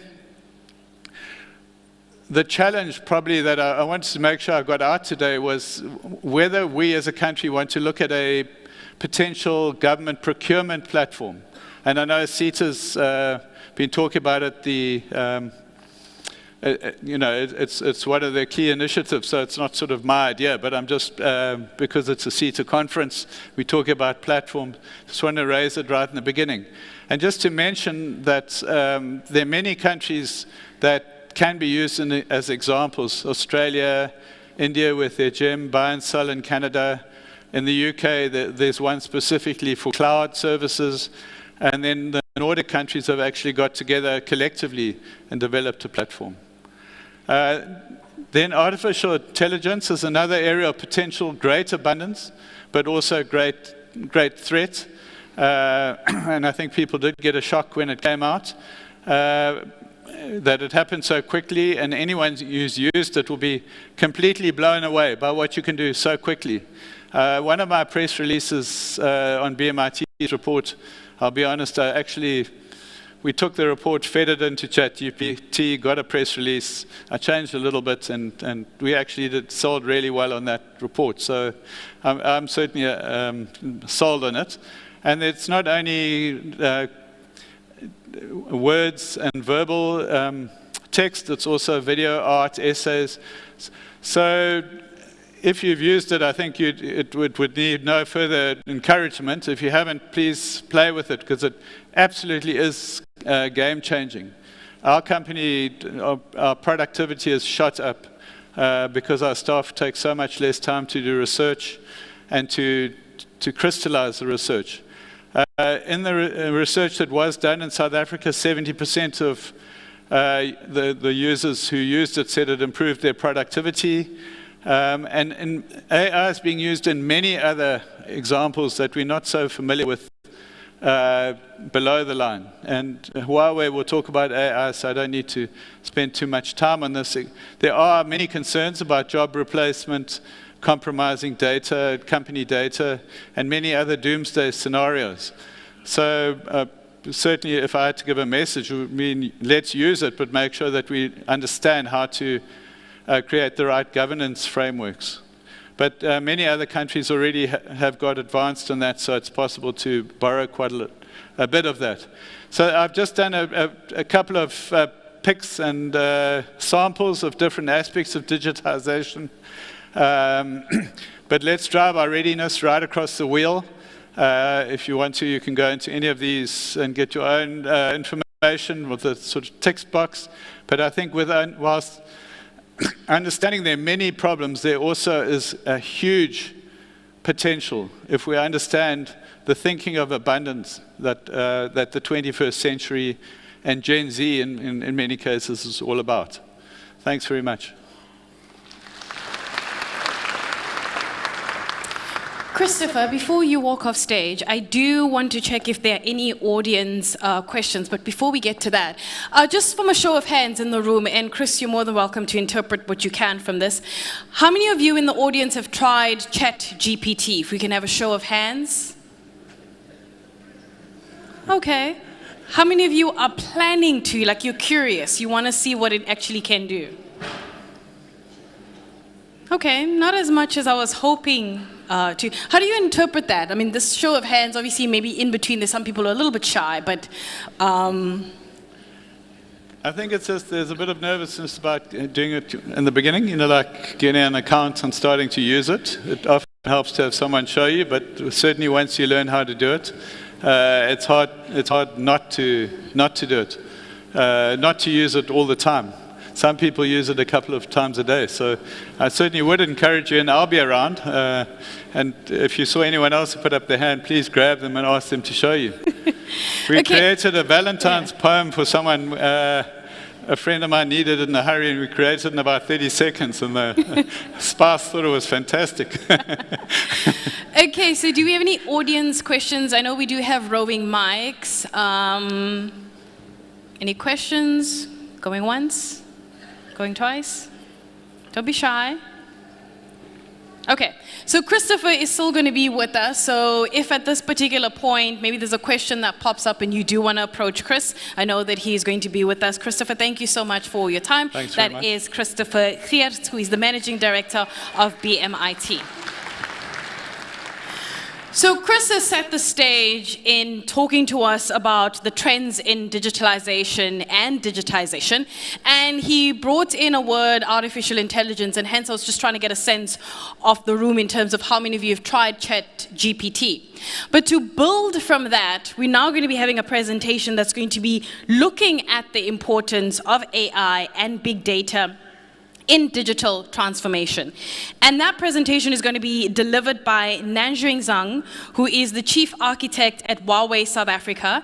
A little bit about him as he approaches the stage. He graduated from Hearst. He joined Huawei in 2007 and has more than 20 years experience in ICT and IT solutions. Nanjing, thank you so much for your time.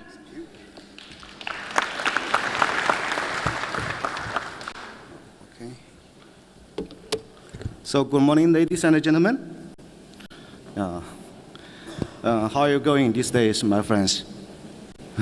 Okay. Yeah, so you see, my English name is Zekerman, but I do have the Chinese name. That's the Nanjing Zhang. It's very difficult for my friends to say my Chinese name, okay? Especially in 10 years ago, when I was in Latin American countries, like Mexico, like Venezuela, very, very difficult for them to say my Chinese name. So in this case, I changed it. I changed my Chinese name into Spanish name, Zekonil. Yeah. 10 years ago, my name is Zekonil. But 7 years ago, when I came to Africa continent, especially in South Africa, it looks very strange that, why this Chinese guy have a Spanish name? So in this case, I want to change an English name. So what kind of English name I should have? At that moment, there are a lot of US movies came to our life, like Superman, like Spider-Man, yeah, a lot. So in this case, I keep half of my Spanish name, Zek, and change another half into man. So this is the Zekerman, my English name. Okay, yeah. So, sorry.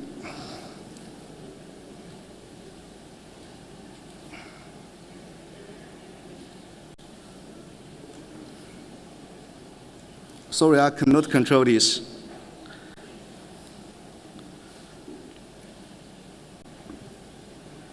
Nanjing, let me grab that for you. Okay. Let's see what we can.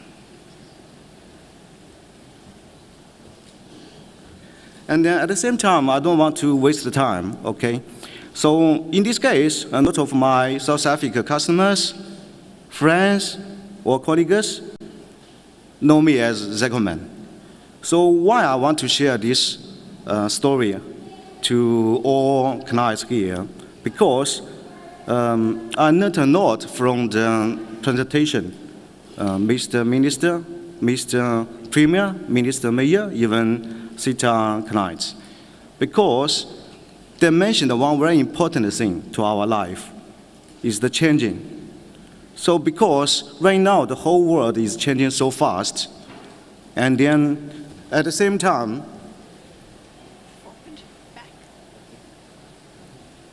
So at the same time, we need to know what are the changing in this world, especially the artificial intelligence world, okay? And then in the year of 2022, Huawei published or released the Intelligent World Report 2030. So from this report, we have a lot of analysis results. So in this case, I pick up 3 of them. The first one is about the data. So you see, by the year of 2030, the data in the worldwide is going to 1 gigabyte. So what's the gigabyte means? So today is the GovTech 2023, okay? We have lots of sponsors. We have the terabyte sponsor, we have the petabyte sponsor, and we have the exabyte sponsor. So Huawei, of course, is the highest one, exabyte sponsor. And then this data is very, very huge. So in this case, we have to know that in future, we will have a huge data in this world, and not only for the enterprises, but also for the personnel. The second one is that many years later, we will have more than 200 billion intelligent connectivity devices. And then another thing is that by the year of 2030, there will be more than 80% artificial intelligence work nodes which are located in computing centers. So in this case, the world is true that changing so fast. So by this so many changes, what are the things we can do? And then what's the artificial intelligence euro stands for? So I'd like to introduce more about the basic understanding artificial intelligence euro. So in the past tens of thousands of years, humankind gone through a lot of stages. So in this case, we divide these different stages into different euro, like a farm euro, like electrical euro. So in this case, right now, we do have the artificial intelligence euro. So the artificial intelligence euro not only use the technologies like virtualization, like nanotechnology, like machine learning or deep learning. We also use different things like a new chipset, like a new data construction module, like a new other things. So in this case, we are facing a lot of new things in this intelligent era, especially like the market. In the artificial intelligence market, it shows that there will be more than, how much? Yes, 1.8 trillion US dollars marketing sharing by the year of 2030. So what it means? It means that we will have very, very big potential market in the next 10 to 20 years. And then this market is big enough for all the citizens, for all the organizations, for all the governments to share. So why not? We are going to the artificial intelligence era. So this is a very important thing I wish everybody should remember. And then next one is that, so while we are going to the artificial intelligence era, we also face a lot of challenges, like the return of investment, like the talent, like some other things. Especially the investment, return of investment. We take ChatGPT-3 as an example. We have to spend more than 4.6 million US dollars to just finish one train. So the cost is very high for everybody, for every organization or every government. So this is one challenge. Another challenge is that one lack of artificial intelligence upskilled talents. Why? Because this is a new thing. That's why I have to thank a lot to Minister, to Mayor, and also the Premier, because their speech refreshed my mind. Why? We have to change our mind to the new intelligent era and also accept the new things in this world and to get the new skills from the new technologies. So this is a very important thing for us. At the same time, if we know what are the technologies about artificial intelligence, we have to do another thing, also very important. So how can we do the implementation of artificial intelligence? This is another very important challenge we are facing. So we are facing so many challenges. How can we solve it? So we have the recommendation. The recommendation is the Artificial Intelligence Computing Center, which is located in country, which is owned by South Africa citizens. And then, so for this, before I introduce the Artificial Intelligence Computing Center, so I'd like to spend a bit of time to explain what are the difference between high-performance computing and artificial intelligence computing. So for high-performance computing is more like the engineering purpose, this kind of technologies or resources. But for artificial intelligent computing, we are focused on the industry transformation. We want to develop the industry technologies and also promote the industry development by using the Artificial Intelligence Computing Center. This is for the application scenarios. At the same time, we also needed to find out what are the differences about HPC and AICC from the technical perspective. So what we can know is that, except like the concept or the software between high-performance computing and AICC, very important difference is the chipset. By using the traditional chipset, we can realize the high-performance computing. But for artificial intelligent computing, we need not only the traditional chipset, we need the mixture chipset. So in this case, it's very new for us. And then we have to understand the difference of high-performance computing and artificial intelligent computing. And then we can know that what are the things we need to do.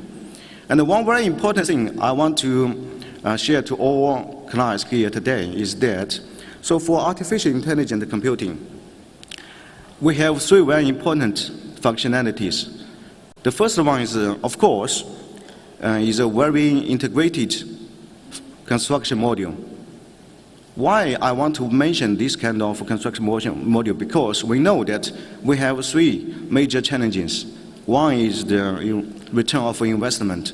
One is the capability. Another one is how to do the implementation. If we have this kind of integrated construction module, and then we can save a lot of investment in our artificial intelligence computing center. At the same time, we can get as much as possible the return from this artificial intelligence computing center. And then we can also focus on our resources to upskill all the citizens, all the students, all the enterprises to make sure that we have enough talent in the artificial intelligence era.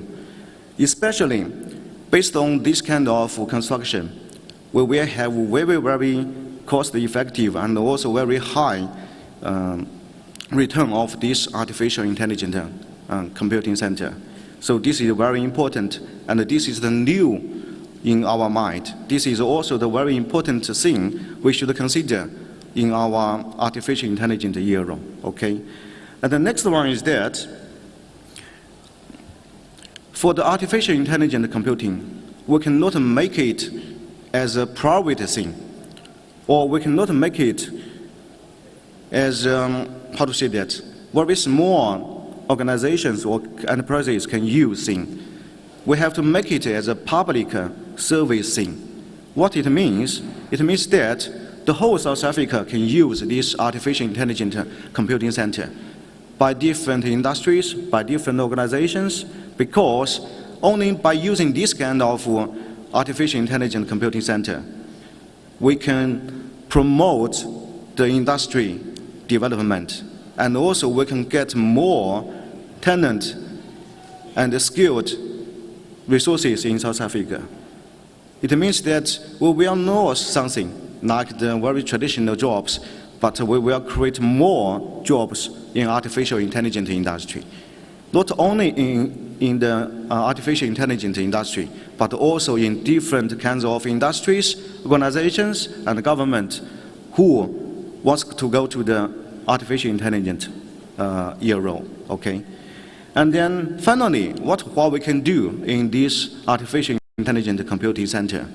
Yes, of course, Huawei is a worldwide leading ICT infrastructure product solution and service provider. So we can provide something to our South African customers and citizens and organizations. And we have 3 points about the product. The first one is that we have the modular data center. For this modular data center, we can make the construction time reduced more than 70%. At the same time, we can reduce the power consumption by 60%. So this is very important for us to understand the situation right now we are facing. And then this is also very good things for our South Africa government organizations and citizens to know that this is the way we can shorten the gaps or shorten the distance between the developed countries. The second one is the artificial intelligent computing cluster. So by using Huawei artificial intelligent computing cluster, we can realize very super artificial computing capability, at the same time reduce the calculation duration compared with other OEM vendors, 50%. So in this case, the same investment and the same calculation demands, but only half of the time. As we know, time is our very, very limited things. We have to fight with the time, and then we can get more return. The third one is that we also have the artificial intelligent software stack.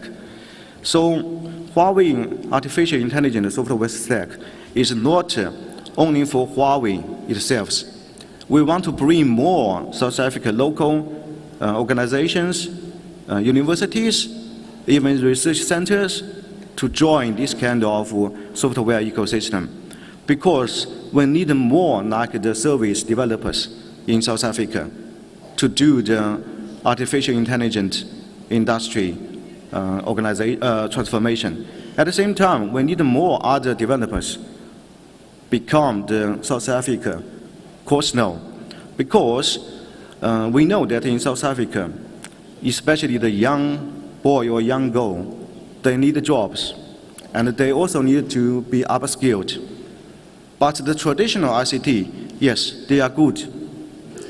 But if we are going to the artificial intelligence era, we have to make them understand what's the artificial intelligence computing, and also how can they get them skill refreshed, not only the skill, but also the mind reset.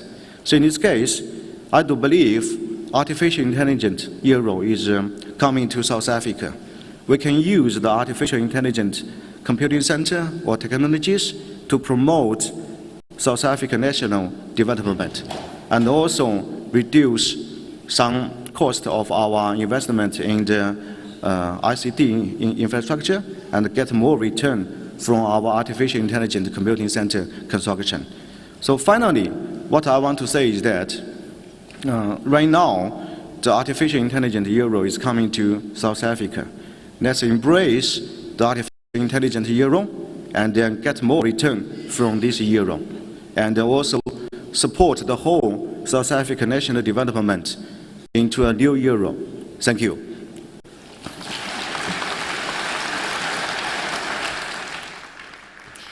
Nanjing, if you could remain on stage for a few minutes, just so we can see if there are any questions. Also because I'd like to share a very funny story about you with the audience. So a little bit later on, ladies and gentlemen, just checking, are there any questions so far for Nanjing? If you could raise your hand, we do have mics, and I will try my best to get to you. Okay, is a question there. Gentlemen, if you can just stand up and we'll get a mic to you. In the meantime, I'm going to share the story. So a little bit earlier on, I approached Nanjing. How do I pronounce your name? Because I am a believer in learning how to pronounce people's names and not coming onto stage to butcher them. And he tells me his name and it escaped me, and I try again. And then he says, no, this is the other name that you can, you know, call me. And it actually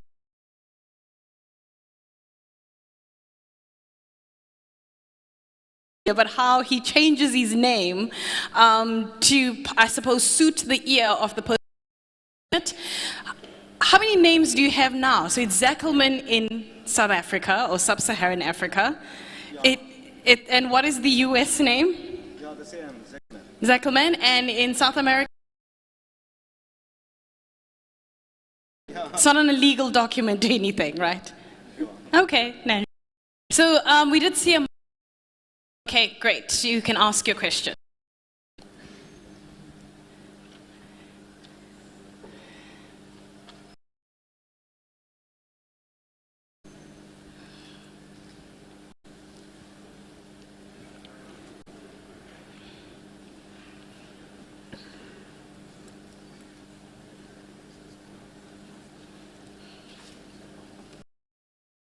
Okay, I see there's a mic issue there. They're going to try and swap it around. It's like a relay at the back. It's quite funny to watch. We try again. Thanks. There we are. Thanks very much for the presentation. You talk about artificial intelligence and industrial development, but one of the basic features of industrial development is its ability to create employment. So does artificial intelligence not replace that basic benefit of industrial development? So within your firm, so how do you ensure that artificial intelligence, it works hand in hand with labor and does not replace labor? Thank you. Thank you so much. This is a very good question. So you see, in every era, there are a lot of new things are coming to our life or coming to this world. So it means that a lot of new things will be created in this intelligent era by using artificial intelligence computing or technologies. So we lost something. Maybe we lost 100 jobs because of the traditional technologies. But we create 10,000 jobs in the artificial intelligence, this kind of era, by using the artificial intelligence words. Because all the development in the ICT industry, of course, we will lose the traditional things in our life, but we will have new things in our life at the same time. Yeah. So another thing is that for the benefits to our South Africa citizens, government, or organizations, we have to know one very important thing. We are not a US government or US country. We are still a developing country. We want to reduce the gap between the developed country and the developing country. So we have to catch one step ahead. So in this case, every 10 seconds or every year, we can shorten the gaps or distance between the developing country and the developed country. So we have to do that. Otherwise, well, we are far away from the worldwide. That's what I want to share my idea. Yeah. All right. Any other questions? All right. Nanjing, thank you so much. There is one. There is one. Okay, Yeah. great. If you can stand up, please.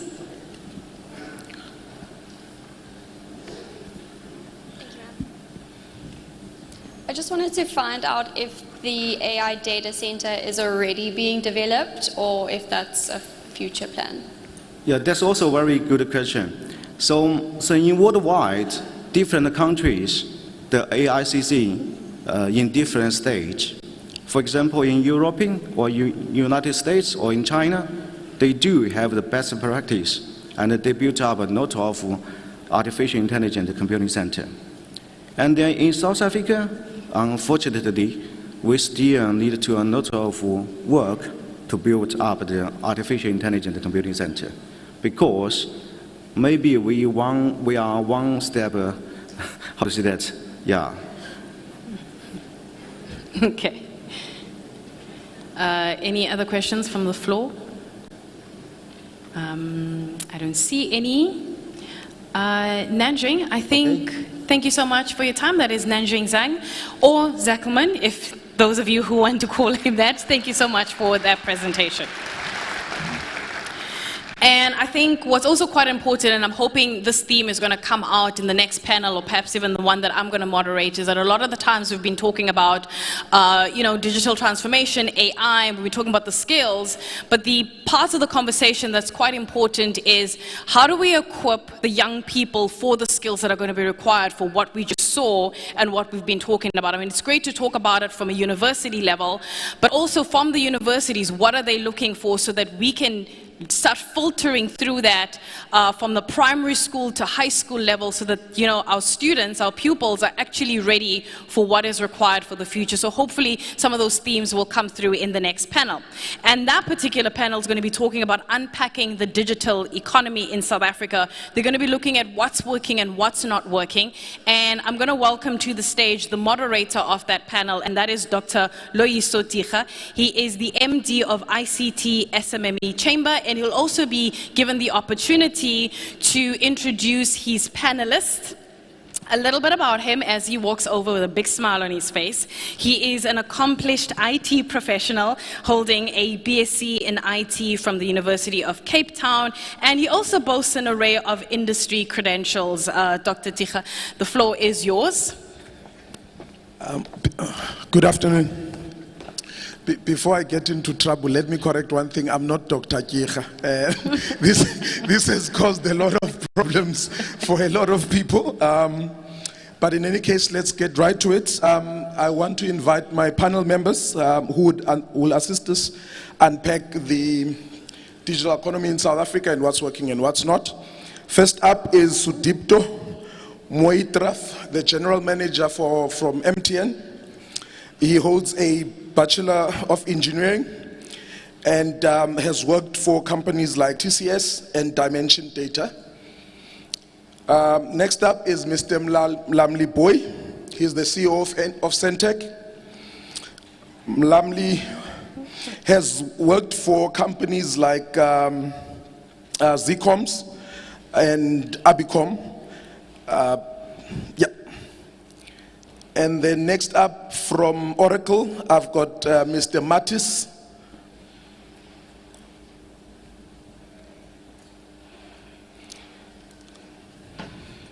And then Clayton Naidu is the Senior Director for Africa, Cisco.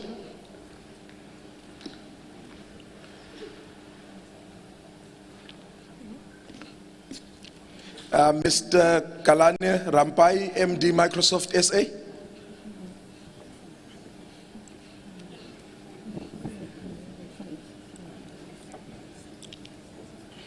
And lastly, Mr. Subha Kumar from Intuit IT Technologies.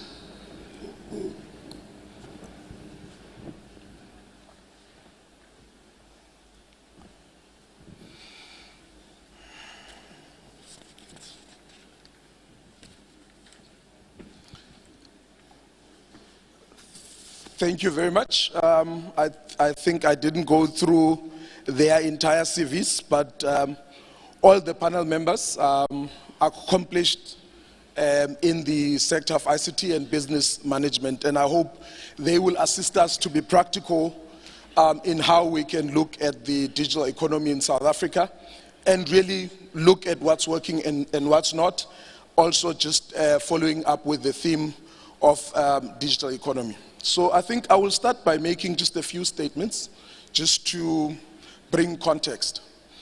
If we look at the largest companies in the world now by market cap, the top 10 in the world, out of the 10, about 70%, it's IT businesses or businesses in ICT.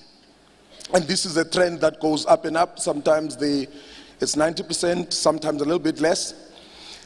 You do the same thing in South Africa, only one is in the top 10, and that's Naspers.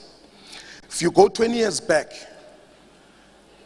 the same picture was like that even in the global economy. You had only Microsoft at the time, which would pop up in the top 10. And the rest would be filled by energy companies, oil companies.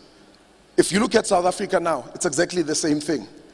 That top 10 is filled with energy companies and IT companies, and that sort of gives you the picture a little bit. But also, look at the fastest growing companies in the world, the same picture emerges. The top companies in that picture tend to be technology companies. And I think if you start making the case for digital transformation, it starts coming out of this picture. And in fact, without really going into stats, a case has been made that even for non-IT companies, those companies that are digitally transformed outperform those that are not.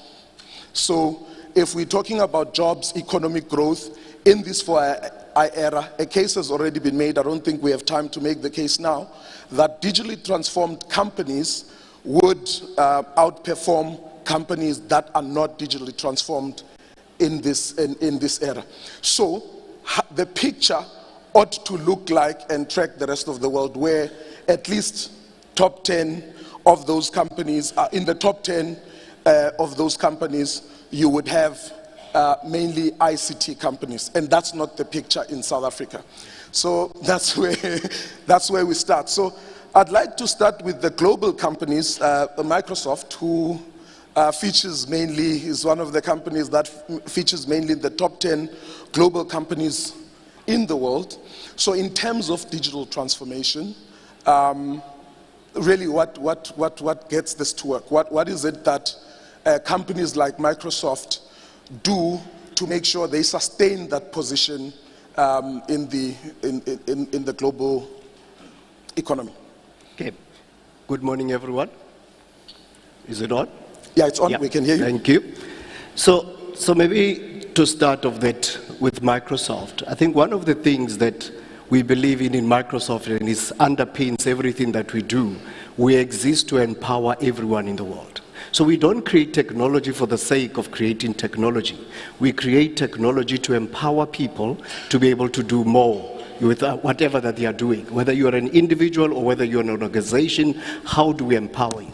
And I think it's the starting block, because technology should not be for the sake of it. Technology should be how it enables. And even there was a gentleman earlier who asked the question about AI, and how AI is going to replace humans. AI is not going to replace humans. It never did. Now, no technology has ever been able to replace humans. If you go to Microsoft, you will hear when we talk about AI, we talk about co-pilot. And why we talk about co-pilot is because we're saying AI will always work alongside the human. AI is there to enable you as an employee, as a professional, as a business, to be able to improve your productivity. And that's what sustains us, because at that core, if you are delivering what society needs, you will always be able to sustain your operations. Secondly, it's about always investing ahead. So technology, costs a lot of money for you to be able to produce it, to deliver it and ensure that the consumption is correct. So you always have to be able to, to invest ahead. And when you invest ahead, it's investing in the relevant stuff. So while today we're all talking about, digital transformation, if you take it back, it started off with the cloud transformation. So when we invested in the cloud technology to enable people to be able to work from the cloud, that has led to the digital transformation that we are talking about today. And this will lead now to the AI transformation, which is the new topic for today. So that sustainability depends on you being able to invest ahead. And therefore, even if you're a small company in here, or you are an organization, a government organization, for you to be sustainable, it means that you have to first start off with the purpose, why you're doing it, and secondly, investing always ahead. Thank you very much. I would like Cisco Clayton from Cisco. Part of the elements of digital transformation talks to leadership. In fact, there's a concept called digital leadership. And Cisco is one of the leaders in its space and appears in the top 50 biggest companies in the world. Again, what do you think, and contrast it to South Africa if you can, what do you think we can do in terms of digital leadership to ensure that we can propel the country forward in terms of digital transformation? So firstly, good afternoon, and thank you for the opportunity. I hope you can hear me loud and clearly.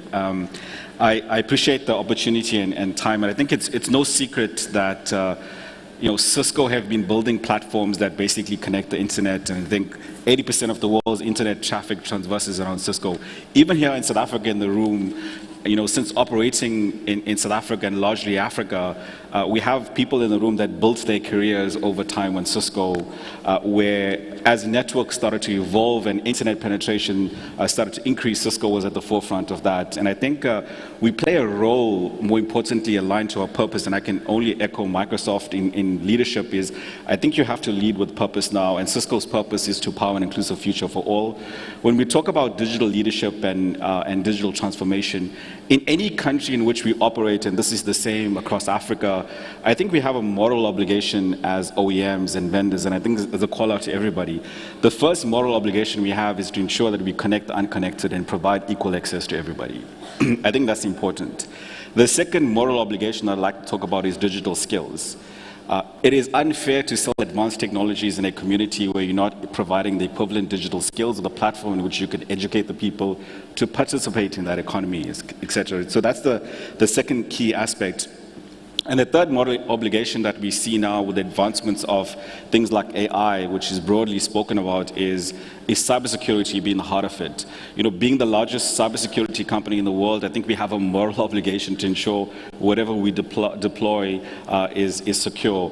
So talking about technical leadership, I think it speaks about ensuring as a leader representing multinational global companies like Cisco, you ensure that you participate in providing the right level of both technical skills, both equal access to opportunity, as well as security in any community or country in which you operate. So that'll be our contribution. I think we will further ensure that our purpose is realized as we start to participate in the economy in Africa and South Africa abroad. Thank you very much. I just see the Minister of Higher Education and Innovation, the Ministry of HESI has just arrived. Dr. Bladen Zimande, welcome, Minister. So to Oracle, which is another global company. I think I've seen it at some point in the top 50, if I'm not mistaken. One of the things that sit as one of those pillars of digital transformation is innovation. I usually pair innovation with entrepreneurship. So from Oracle's point of view, what is it that you think global companies like Oracle have done well in the area of innovation and entrepreneurship, intra, and what is it that South Africa can learn from that? Hi, good morning, everyone. Well, thank you very much for the opportunity. I hope you can hear me well.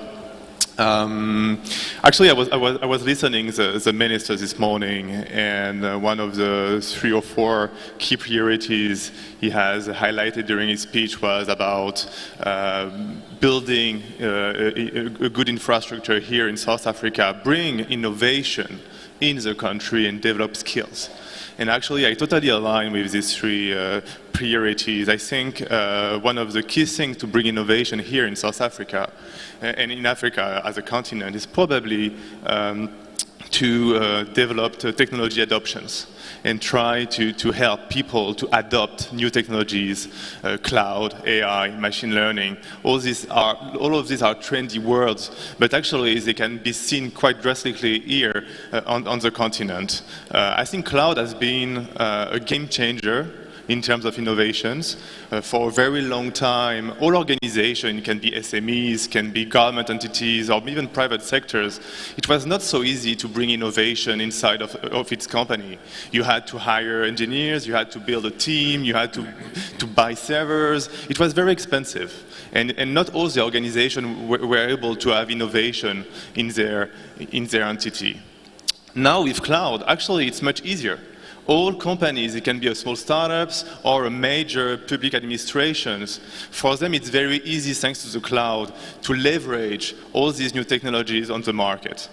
And if I take the example of governments, when I'm meeting government people, most of the time they are sitting on a huge amount of data.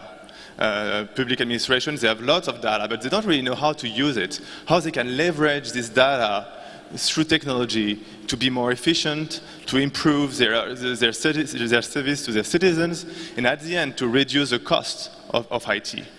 So I think the cloud can really bring that in terms of innovation. What we have done at Oracle is to, of course, invest locally, building data centers. We have opened our first data center here in Johannesburg last year. And we are trying to provide to our customers the best infrastructure and applications that will help them to be more efficient and bring technology inside their company. We have also tried to leverage the talent people here in South Africa, because I really think that in terms of capacity building and skills, you need to maintain the talented workforce here in South Africa and in Africa as a continent. And there is a few ways to do that. At Oracle, we have, for instance, to give you an example, we have created a leadership program here in South Africa to make sure we can hire talented South African people and give them responsibilities within the company.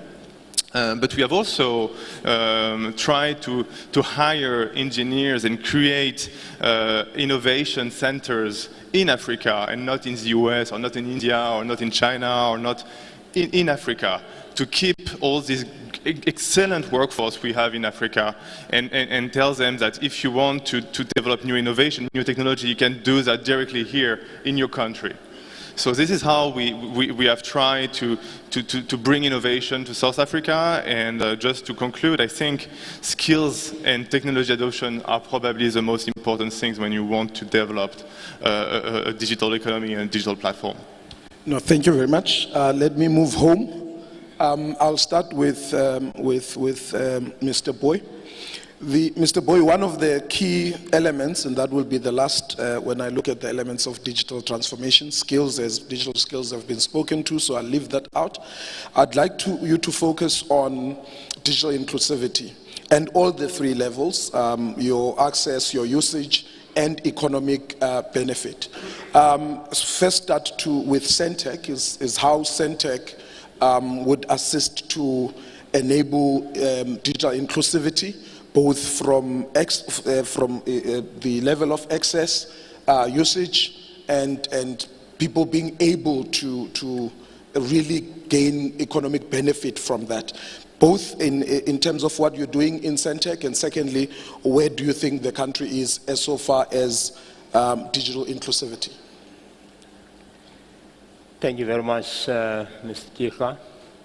Dr. Chika. Good morning, honorable ministers in the room and all protocol observed.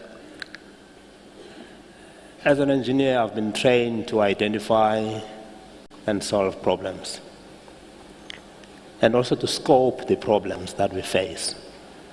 And when you look at our country, if you talk about the issue of inclusivity and access, we as Centec, we are an infrastructure company. And there's two things that we have been mandated to do.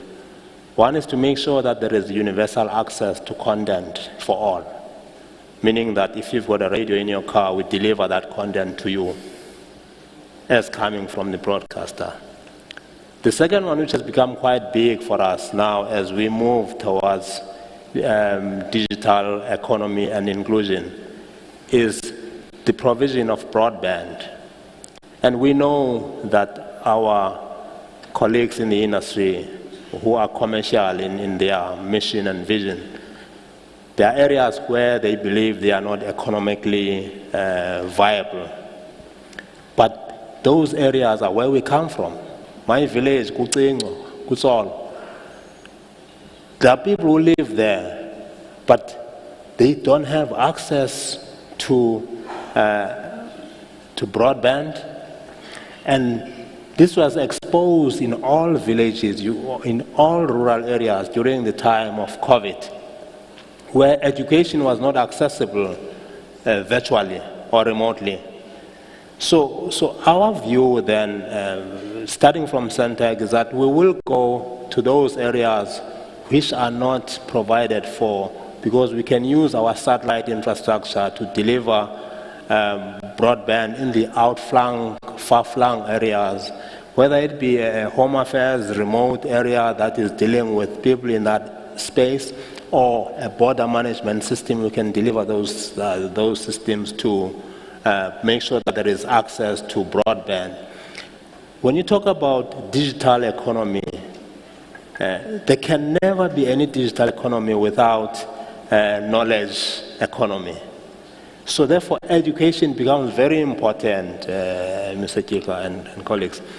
Because if we don't put pressure on ourselves as an industry and educate people, we may be talking about artificial intelligence. And I've decided not to go that route. I've decided that the area of focus for us is real intelligence. Because with real intelligence that we bring to the people, therein lies artificial intelligence.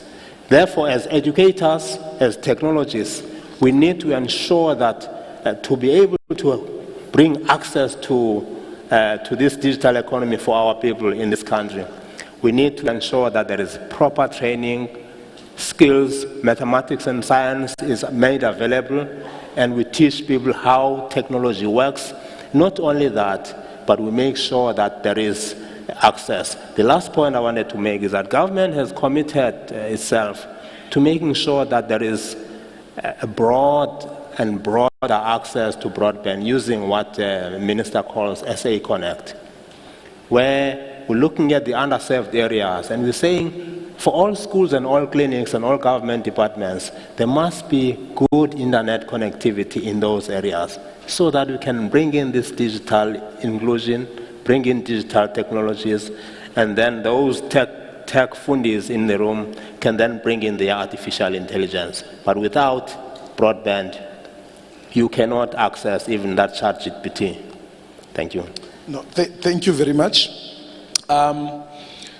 To Subdipto at MTN, if you recall the previous, when I was opening, I said the picture, if you look at the global economy, 70% of those companies that are top companies by market cap are technology companies. In South Africa, you have one, which is Naspers, and if you remove 30 cents, I'm not sure where it would be. It would probably not be there. But you have MTN and Vodacom just after top 10. They tend to be around 11, 12, depending on what's happening in the market. So you're almost top 10. So, and as I've made the case initially, that there is a huge opportunity, or the opportunity for economic growth in South Africa lies with innovation and digital transformation. That case has been made, and I think even earlier speakers have made that case. So as MTN, you've gone that far, you're close, you're also a global company. Obviously not everywhere else in the world, but you're a global company. What do you think would propel South African companies like MTN to actually go up in the top 10 companies, and what are the barriers? What's stopping MTN, what's stopping Vodacom and other companies from being able to get into that level? Obviously, you can talk to successes to be where you are. It's already something that needs to be clapped on. But what is it that is stopping other companies, including yourselves, the South African companies, to really make it up to the top 10 companies? Thank you, Loiso. And yellow, everyone. Good afternoon, ladies and gentlemen, and respected all the dignitaries. I think, Loiso, before we get into what is stopping South African companies, to change that paradigm, that 70% that you talk about, maybe just to double click on a few points that are facts, right? If you look at the global scenario, all the companies, the top 20 companies globally, as you made the case, you know, if you think about, there are some common denominators. What are those? Let's just maybe quickly unpack that. I think each of those companies started with a simple vision that attracted, you know, major capital. You know, the venture capitalist backing is being fundamentally pivotal. I think each of the companies in that 70% globally that you talk about have got something that appeals to the deepest human desire, you know. Look, any companies, you know, I mean, whether it's the Amazons of the world, the Metas, the Facebook, etc., you know, the desire to consumption, desire to, you know, the love and the connection to human race is unparalleled. And then I think if we learn from that 70% market share globally that you talk about, we also know that they have had almost desperate portfolios for structural advantages. So they never siphon the innovation, and they have played that long-term game. And lastly, and not the least, I think they also have made some very shrewd acquisition. They have invested in areas, and they have created a bit of myth that make them invincible to change the competition out. So those are some of the trends that we have seen, I suppose, with the global organization.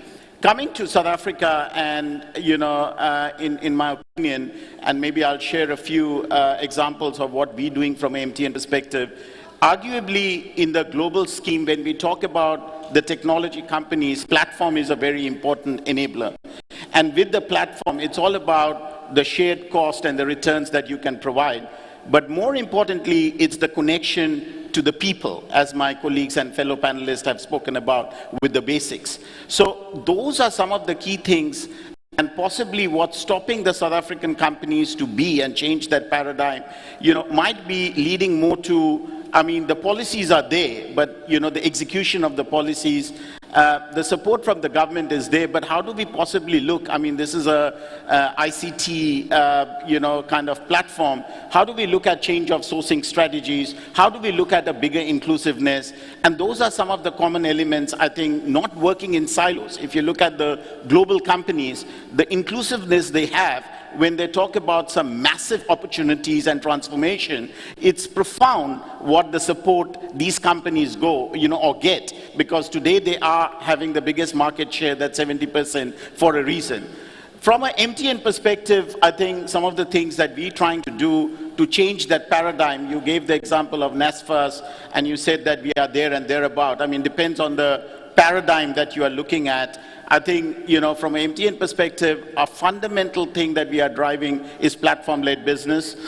So whether it's the likes of Chenosis that we have developed, which is an open API platform that helps the government to interconnect, whether it is the likes of our fintech. Earlier, some of the presenters have spoken about the opportunity we have, and that's where we are investing in the fintech in each of the African countries. I mean, recently, as you guys are probably aware, the likes of MasterCard has made an investment into fintech. And then finally, I think creating innovations through what I call the portfolios of taking structural advantage. I belong to the Center of Excellence within MTN that is moving from telco to techco, and the assets that we're building, you know, but remaining, as you said, the bedrock is the connectivity. So, you know, the MTNs believe that everyone deserves the benefit of modern connected life. I think that's very true. And without that, you know, the ChatGPT won't connect. So those are some of the initiatives that we at MTN are driving to change that paradigm, to look at the top 20 companies.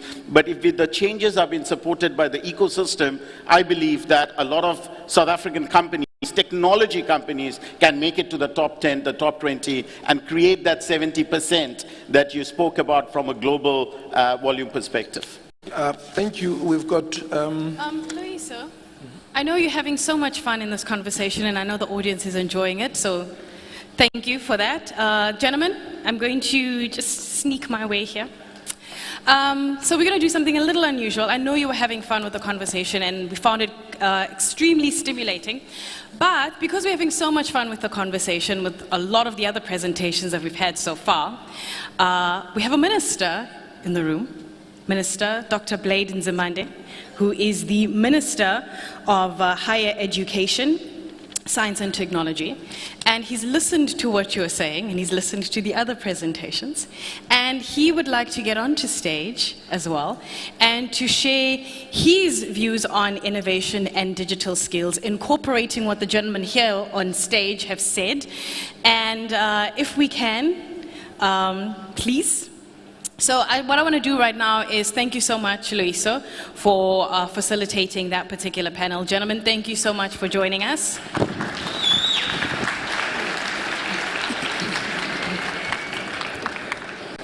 All right, so as I mentioned, we are now going to be looking at innovation and digital skills. And I'd like to welcome to the stage, ladies and gentlemen, Dr. Bladen Zamande, who is the Minister of Higher Education, Science and Technology. Let's give him a warm round of applause.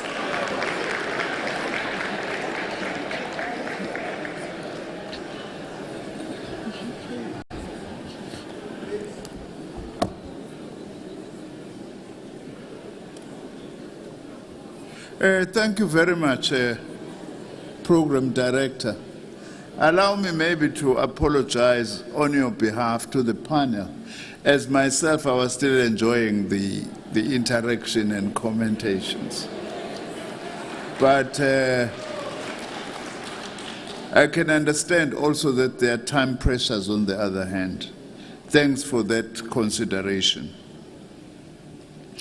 Let me start by greeting my colleague, Minister Mondli Gungubele, the Minister of Communications and Digital Technologies, Ms. Nomusa Dube-Ncube, the Premier of KwaZulu-Natal, Deputy Minister Mapulane, Deputy Minister of Communications and Digital Technologies, the SITA Managing Director, Dr. Bongani Mabaso, my Special Advisor, Mr. Ngaba Ngandela, all chairpersons and CEOs of all government entities who are here, government officials from all spheres, ICT industry leaders, distinguished guests, members of the media, ladies and gentlemen, greetings. Now, since this is GovTech, your first task, not you, Minister, the SITA and other officials, is to modernize these podiums. That's the first task. They must be able to be moved up and down so that they are able to adjust to all sizes and types of human beings. Otherwise, next time when I come here, I hope the podium will be adjustable.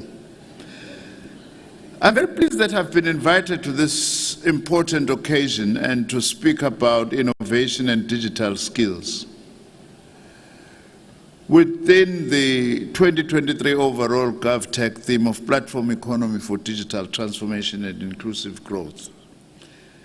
I don't have to tell you that in a world increasingly driven by technology and innovation, the role of skills development in propelling our nation forward cannot be overstated. The panel was making the very same point, very strongly. In a world where automation and artificial intelligence are becoming commonplace, we must massify digital skills revolution to harness these technologies with the understanding that basic digital skills are not only essential for employability, but also for everyday life in a globalized world. Minister Gungubele will be very pleased that I'm not saying this thing because it's in my speech. I'm already doing something about it. I've told the National Skills Fund that one of my top 5 priorities for training is digital skills. So I am ready that we engage with yourself on taking this forward. However, we must adopt new technologies and digitization in order to solve simple problems, though, and challenges. This is one of the things now. I'm going to be self-critical about my own government that I'm part of, as a way of illustrating what some of the things that needs to come out of platforms like these. Why on earth do you need to go to a police station in this day and age to certify your certificates for applying for a government job? Why? You are asking someone who is applying for a government job to go to a police station to certify that he or she has a qualification that is sitting with me, with one of my institutions, and I'm part of the very same government. Now, I'm just trying to illustrate some of these simple things that one comes across that are very frustrating. Why can't that government department simply press a button to check if this person does have access data from my own department, if this person does have a BA degree or a diploma in electrical engineering, whatever the case may be? Also, why demand certified copies that they must not be older than 3 months?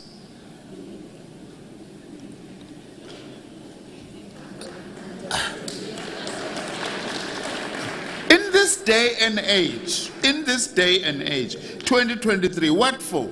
Why would a government department advertise jobs and not provide an email address, but ask applicants to phone, and when they phone, the call is not answered?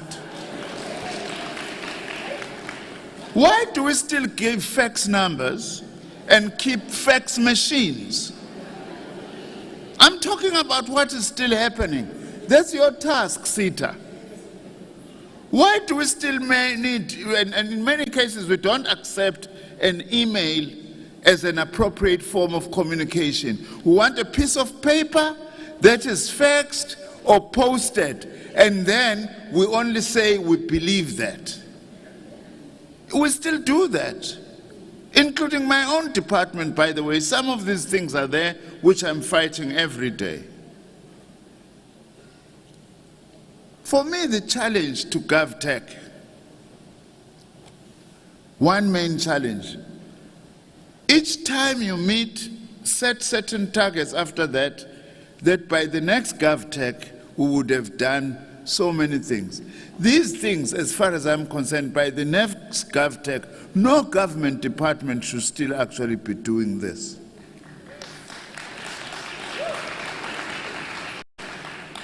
All the reason why we need to massify digital skills, and that we must reduce the digital divide by empowering women, youth and people with disabilities, with special attention to underserved rural communities that the panel also was talking about, which frustrated us. Myself and Minister Motshekga, we were so frustrated. Some of the material for study for students, University of Zululand, I know for a fact, they were trying to deliver them physically during COVID, so that students could actually be able to continue to study. No connectivity, lots of challenges. Now, what this means, therefore, is that skills development and innovation are two things that need to go together all the time. And we must make sure, which is GovTech's role, that public entities take the lead in the adoption of these modern technologies for efficiency and better delivery of services to the people. I'm also aware also that there are pockets of resistance that you find in government, because modernization gives us a weapon to fight against corruption. To those who are not interested in fighting against corruption, they don't want modernization. They still want things to be done manually. I'm not saying this only here. I had the honor to address women judges, by the way. I didn't even know that there are so many black women judges in South Africa today. Huge achievement by this government. Telling them that there is nothing as frustrating. I am in court every day. I sign until my finger is disfigured to initial every page of an affidavit that is 300 and something pages. Otherwise, you miss one or two, it's not acceptable in court. I say to these judges, really? in 2023. My finger is disfigured, actually. Literally, part of it is that. Now, I want to say here today, I'm very committed to partner with GovTech, you minister in particular, with my two departments to continue to create pathways for all South Africans to access these skills. That's why I want to share some of the things that we are doing so that everyone is aware. Because sometimes we get criticized as government because people do not know what we are doing. I recently finalized the report of the Ministerial Task Team on the implications of the Fourth Industrial Revolution for post-school education and training in South Africa. I no longer like this word 4IR, because increasingly as I use it, I've become less convinced that's what it really means. I now prefer new and modern technologies. I'm not saying don't use it. It's just my own particular feeling and view that perhaps that describes better what we're doing. Now, we are in the process now as a department to say, these new technologies, what implications do they have for post-school education and training? This new system, which I'll come back to, artificial intelligence, poses certain challenges for us. But one thing that we've set up as the Department of Higher Education and Training is what we call the National Open Learning System, NOLS, in short.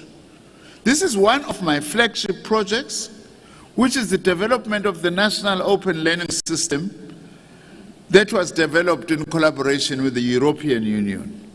I'm glad to report that NOLS is fully functional, and to date, over 18,000 lecturers and students have registered on the system and have access to more than 9,800 resources that they can use for their own study.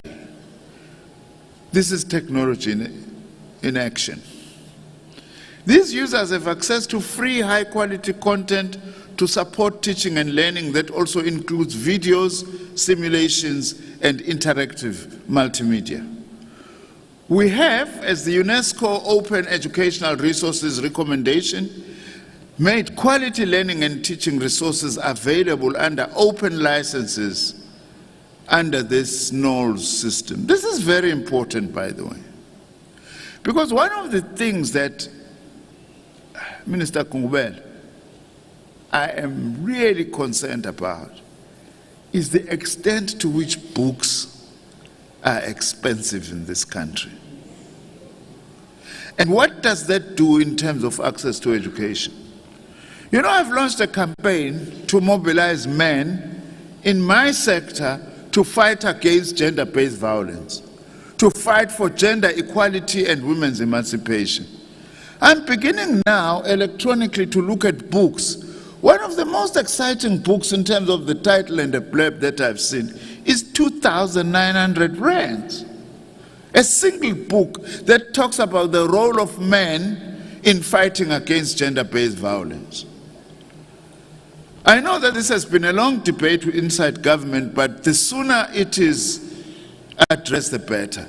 Now, the NOLS technical platform, if you care to know, has been developed by our own State Information Technology Agency, which has convened this gathering, where the content repository is loaded with learning and teaching resources. An excellent example of a joined-up government. Because one of the tasks of GovTech is to facilitate joined-up government. Now, the embedded learning management system, which is part of NOLS, contains 28 courses that includes 13 different priority trades, a variety of national certificates and national diplomas. I'm very excited by the prospect to build artificial intelligence functionality into the NOLS soon in collaboration with Microsoft.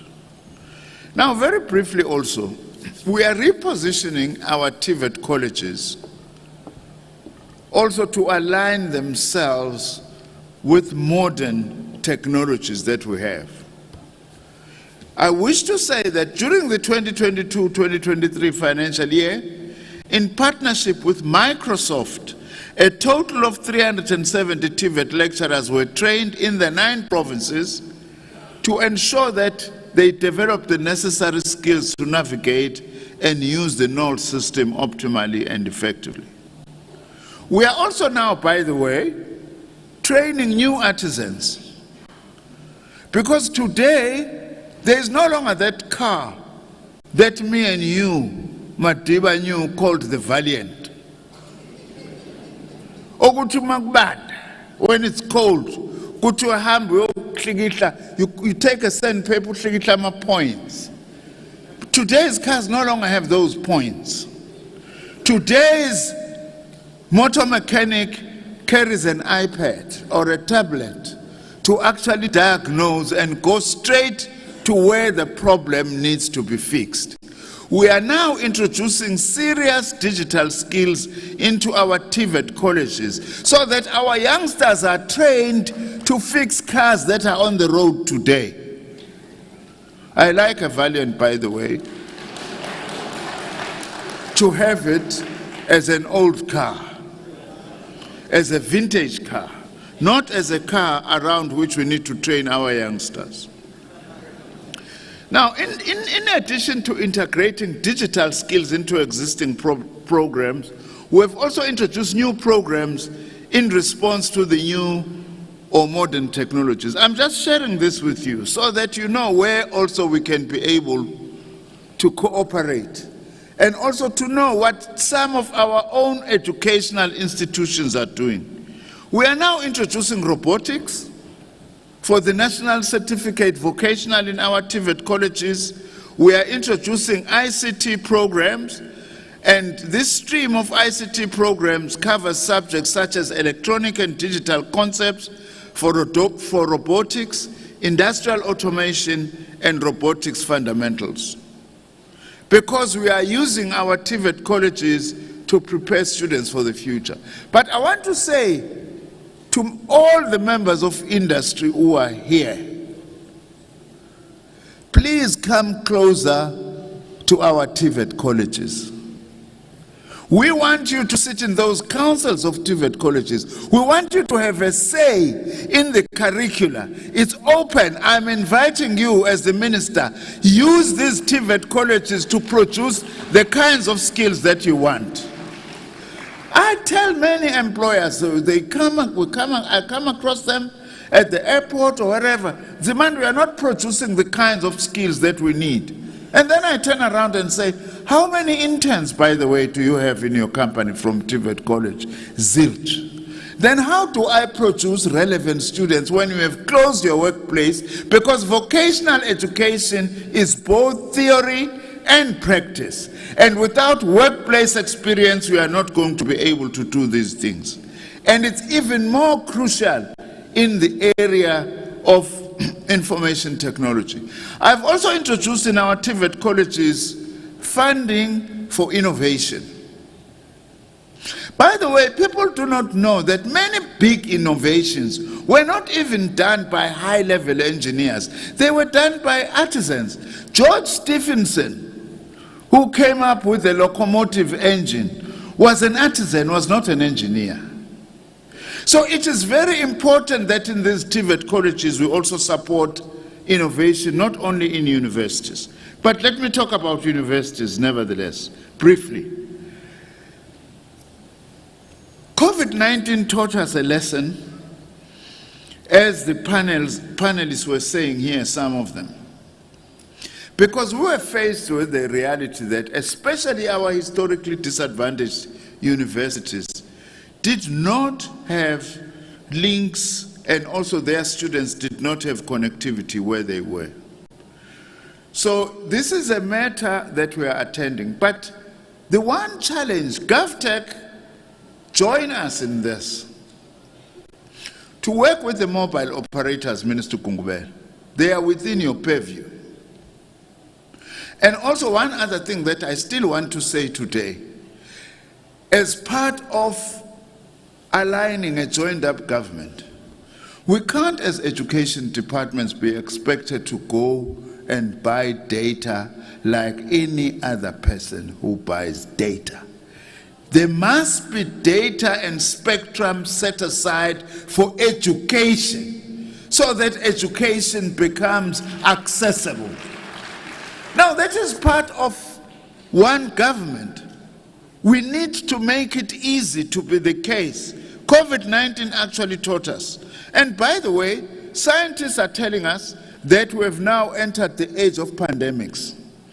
Within the next 10 years, we are likely to have another big pandemic, by the way. It's not only just going to be COVID, because of climate change. And part of dealing with the negative impact of pandemics is digitization, is innovation, so that we are able to confront those realities. So we have no choice.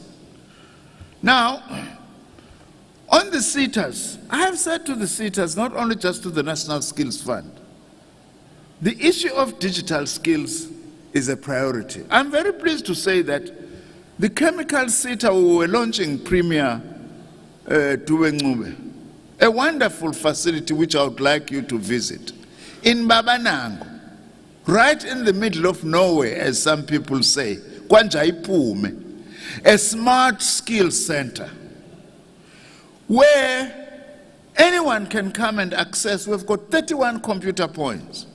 Whether you want to do your CV or you want to get information on your small business, you know, who you can trade with, including a boardroom.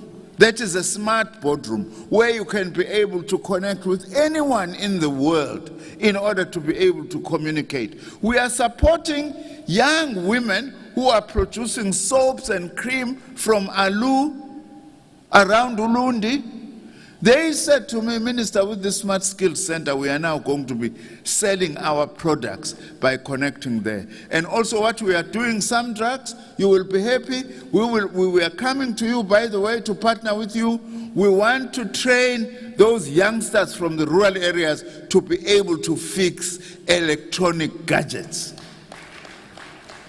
I don't understand why do we still leave the fixing of cell phones and tablets to people. This is not xenophobic, but it's a fact. It's almost exclusively done by foreign nationals. It can't be when our young people are unemployed. What is so difficult about fixing a cell phone if we are properly trained? That's what we are doing deep in the rural areas, because also we want to make an example that rural kids must not be disadvantaged and only urban kids are the ones who are able to access all these things. Also, I want to say that through our ICT SETA, we are pursuing key drivers of influencing skills demand and supply by, amongst others, or through artificial intelligence, cloud computing, big data analytics, 5G, and the Internet of Things. The MICT sector priority occupation list, for instance, makes up 14% of the national priority skills that we always publish each year as the Department of Higher Education and Training, and give it to Home Affairs, amongst other places. Now, I must say that, just to underline this, I'm really very passionate about the work that SAMDRA is doing. I'm not saying this because the facilitator of the earlier panel is from SAMDRA, but we do work together. That's why he recognized me. If he didn't recognize me, as I was coming in, he knows what trouble was he going to get into. I'm pulling your leg, but you are doing great work in terms of wanting black people to get into this space of innovation. Innovation in terms of electronics. And I believe as South Africans we are capable of doing any innovation. Let me tell you a wonderful story. I visited the United States, Washington, D.C., in the single biggest clinical research institute in the world called the National Institutes of Health. That's where Donald Trump was admitted when he had COVID. I even saw that hospital where he was.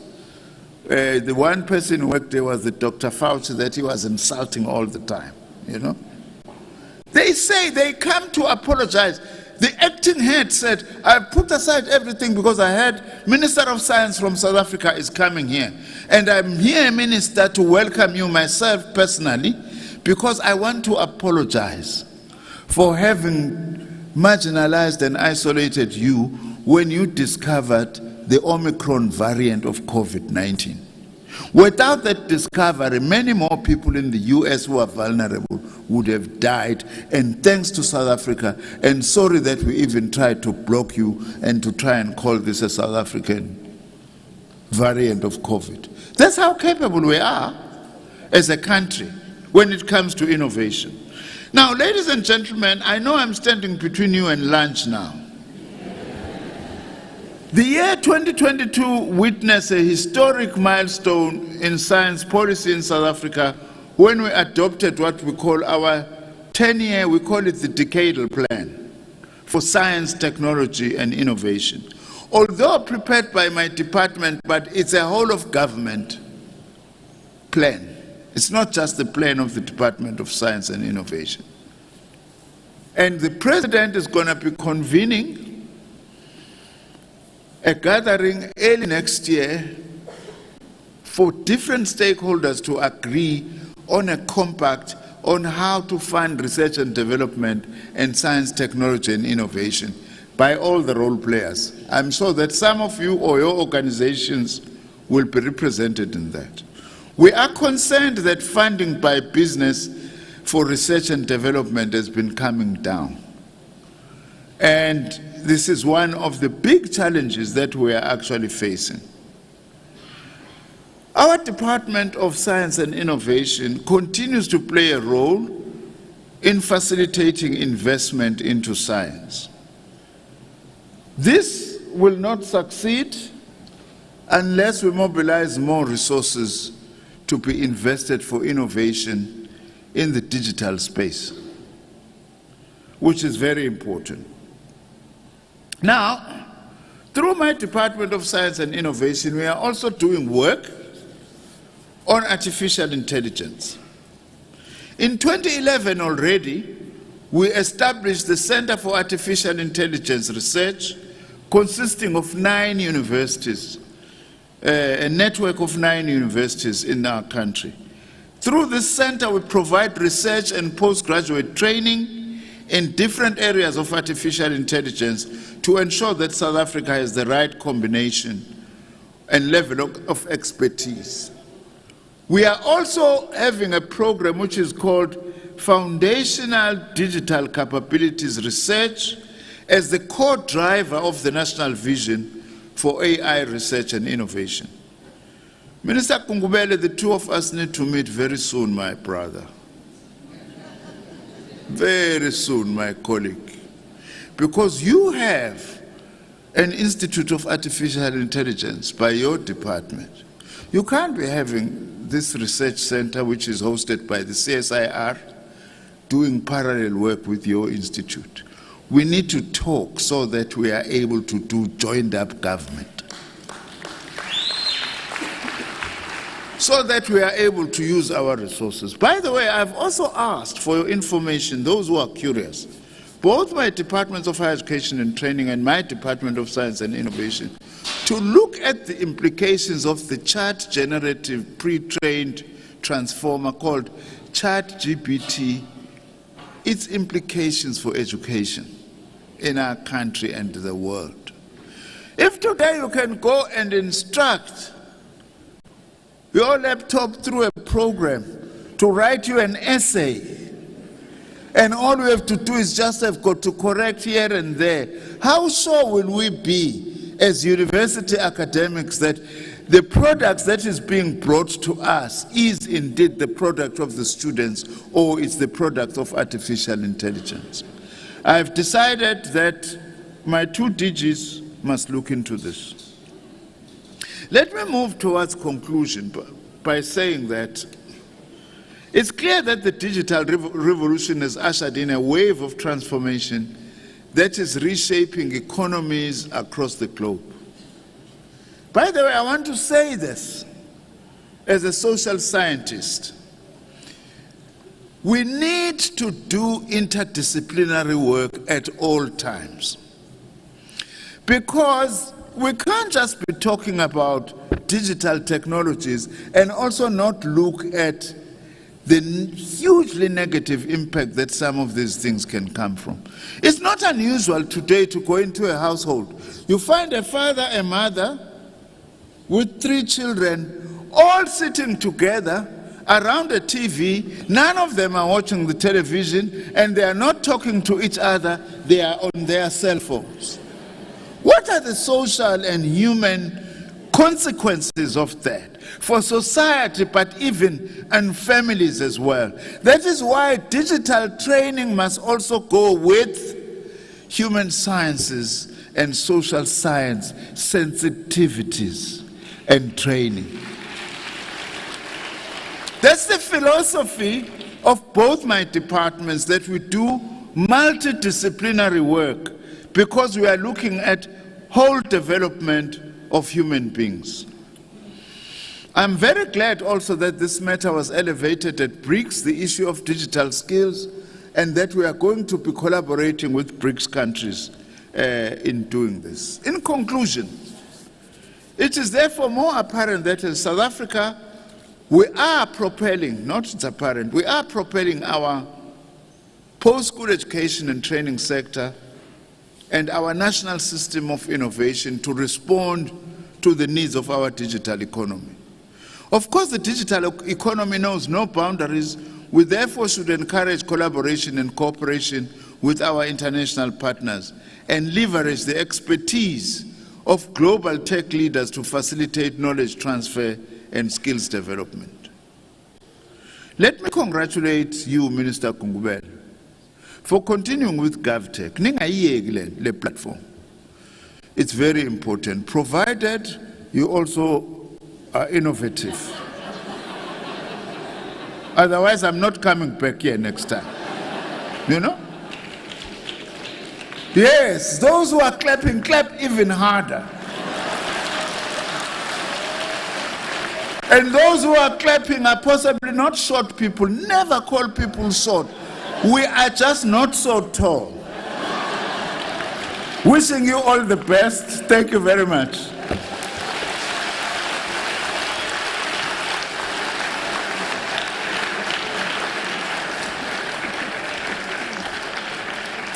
Thank you to the Minister. And because you all were engaged in that presentation by the Minister, but also the previous conversation, and we had to, unfortunately, pause it. It's not the end of that conversation. They are going to have another track in order to continue that conversation. So we'd like to apologize for that switch around. Part of my job on stage is to manage time, but it's also to make sure that you get to lunch on time, and so that you come back refreshed and we can engage for the rest of the program. However, I'm going to do one more thing before I let you go for lunch. I'm going to welcome one more speaker, and then I promise I'm going to feed you. One more speaker, and that person is none other than Grant. And Grant is going to be talking to us about Africa's digital transformation and platform business consideration. His name is Grant Morgan, and he's the Managing Director at CCOM Business. Grant, please join us on stage.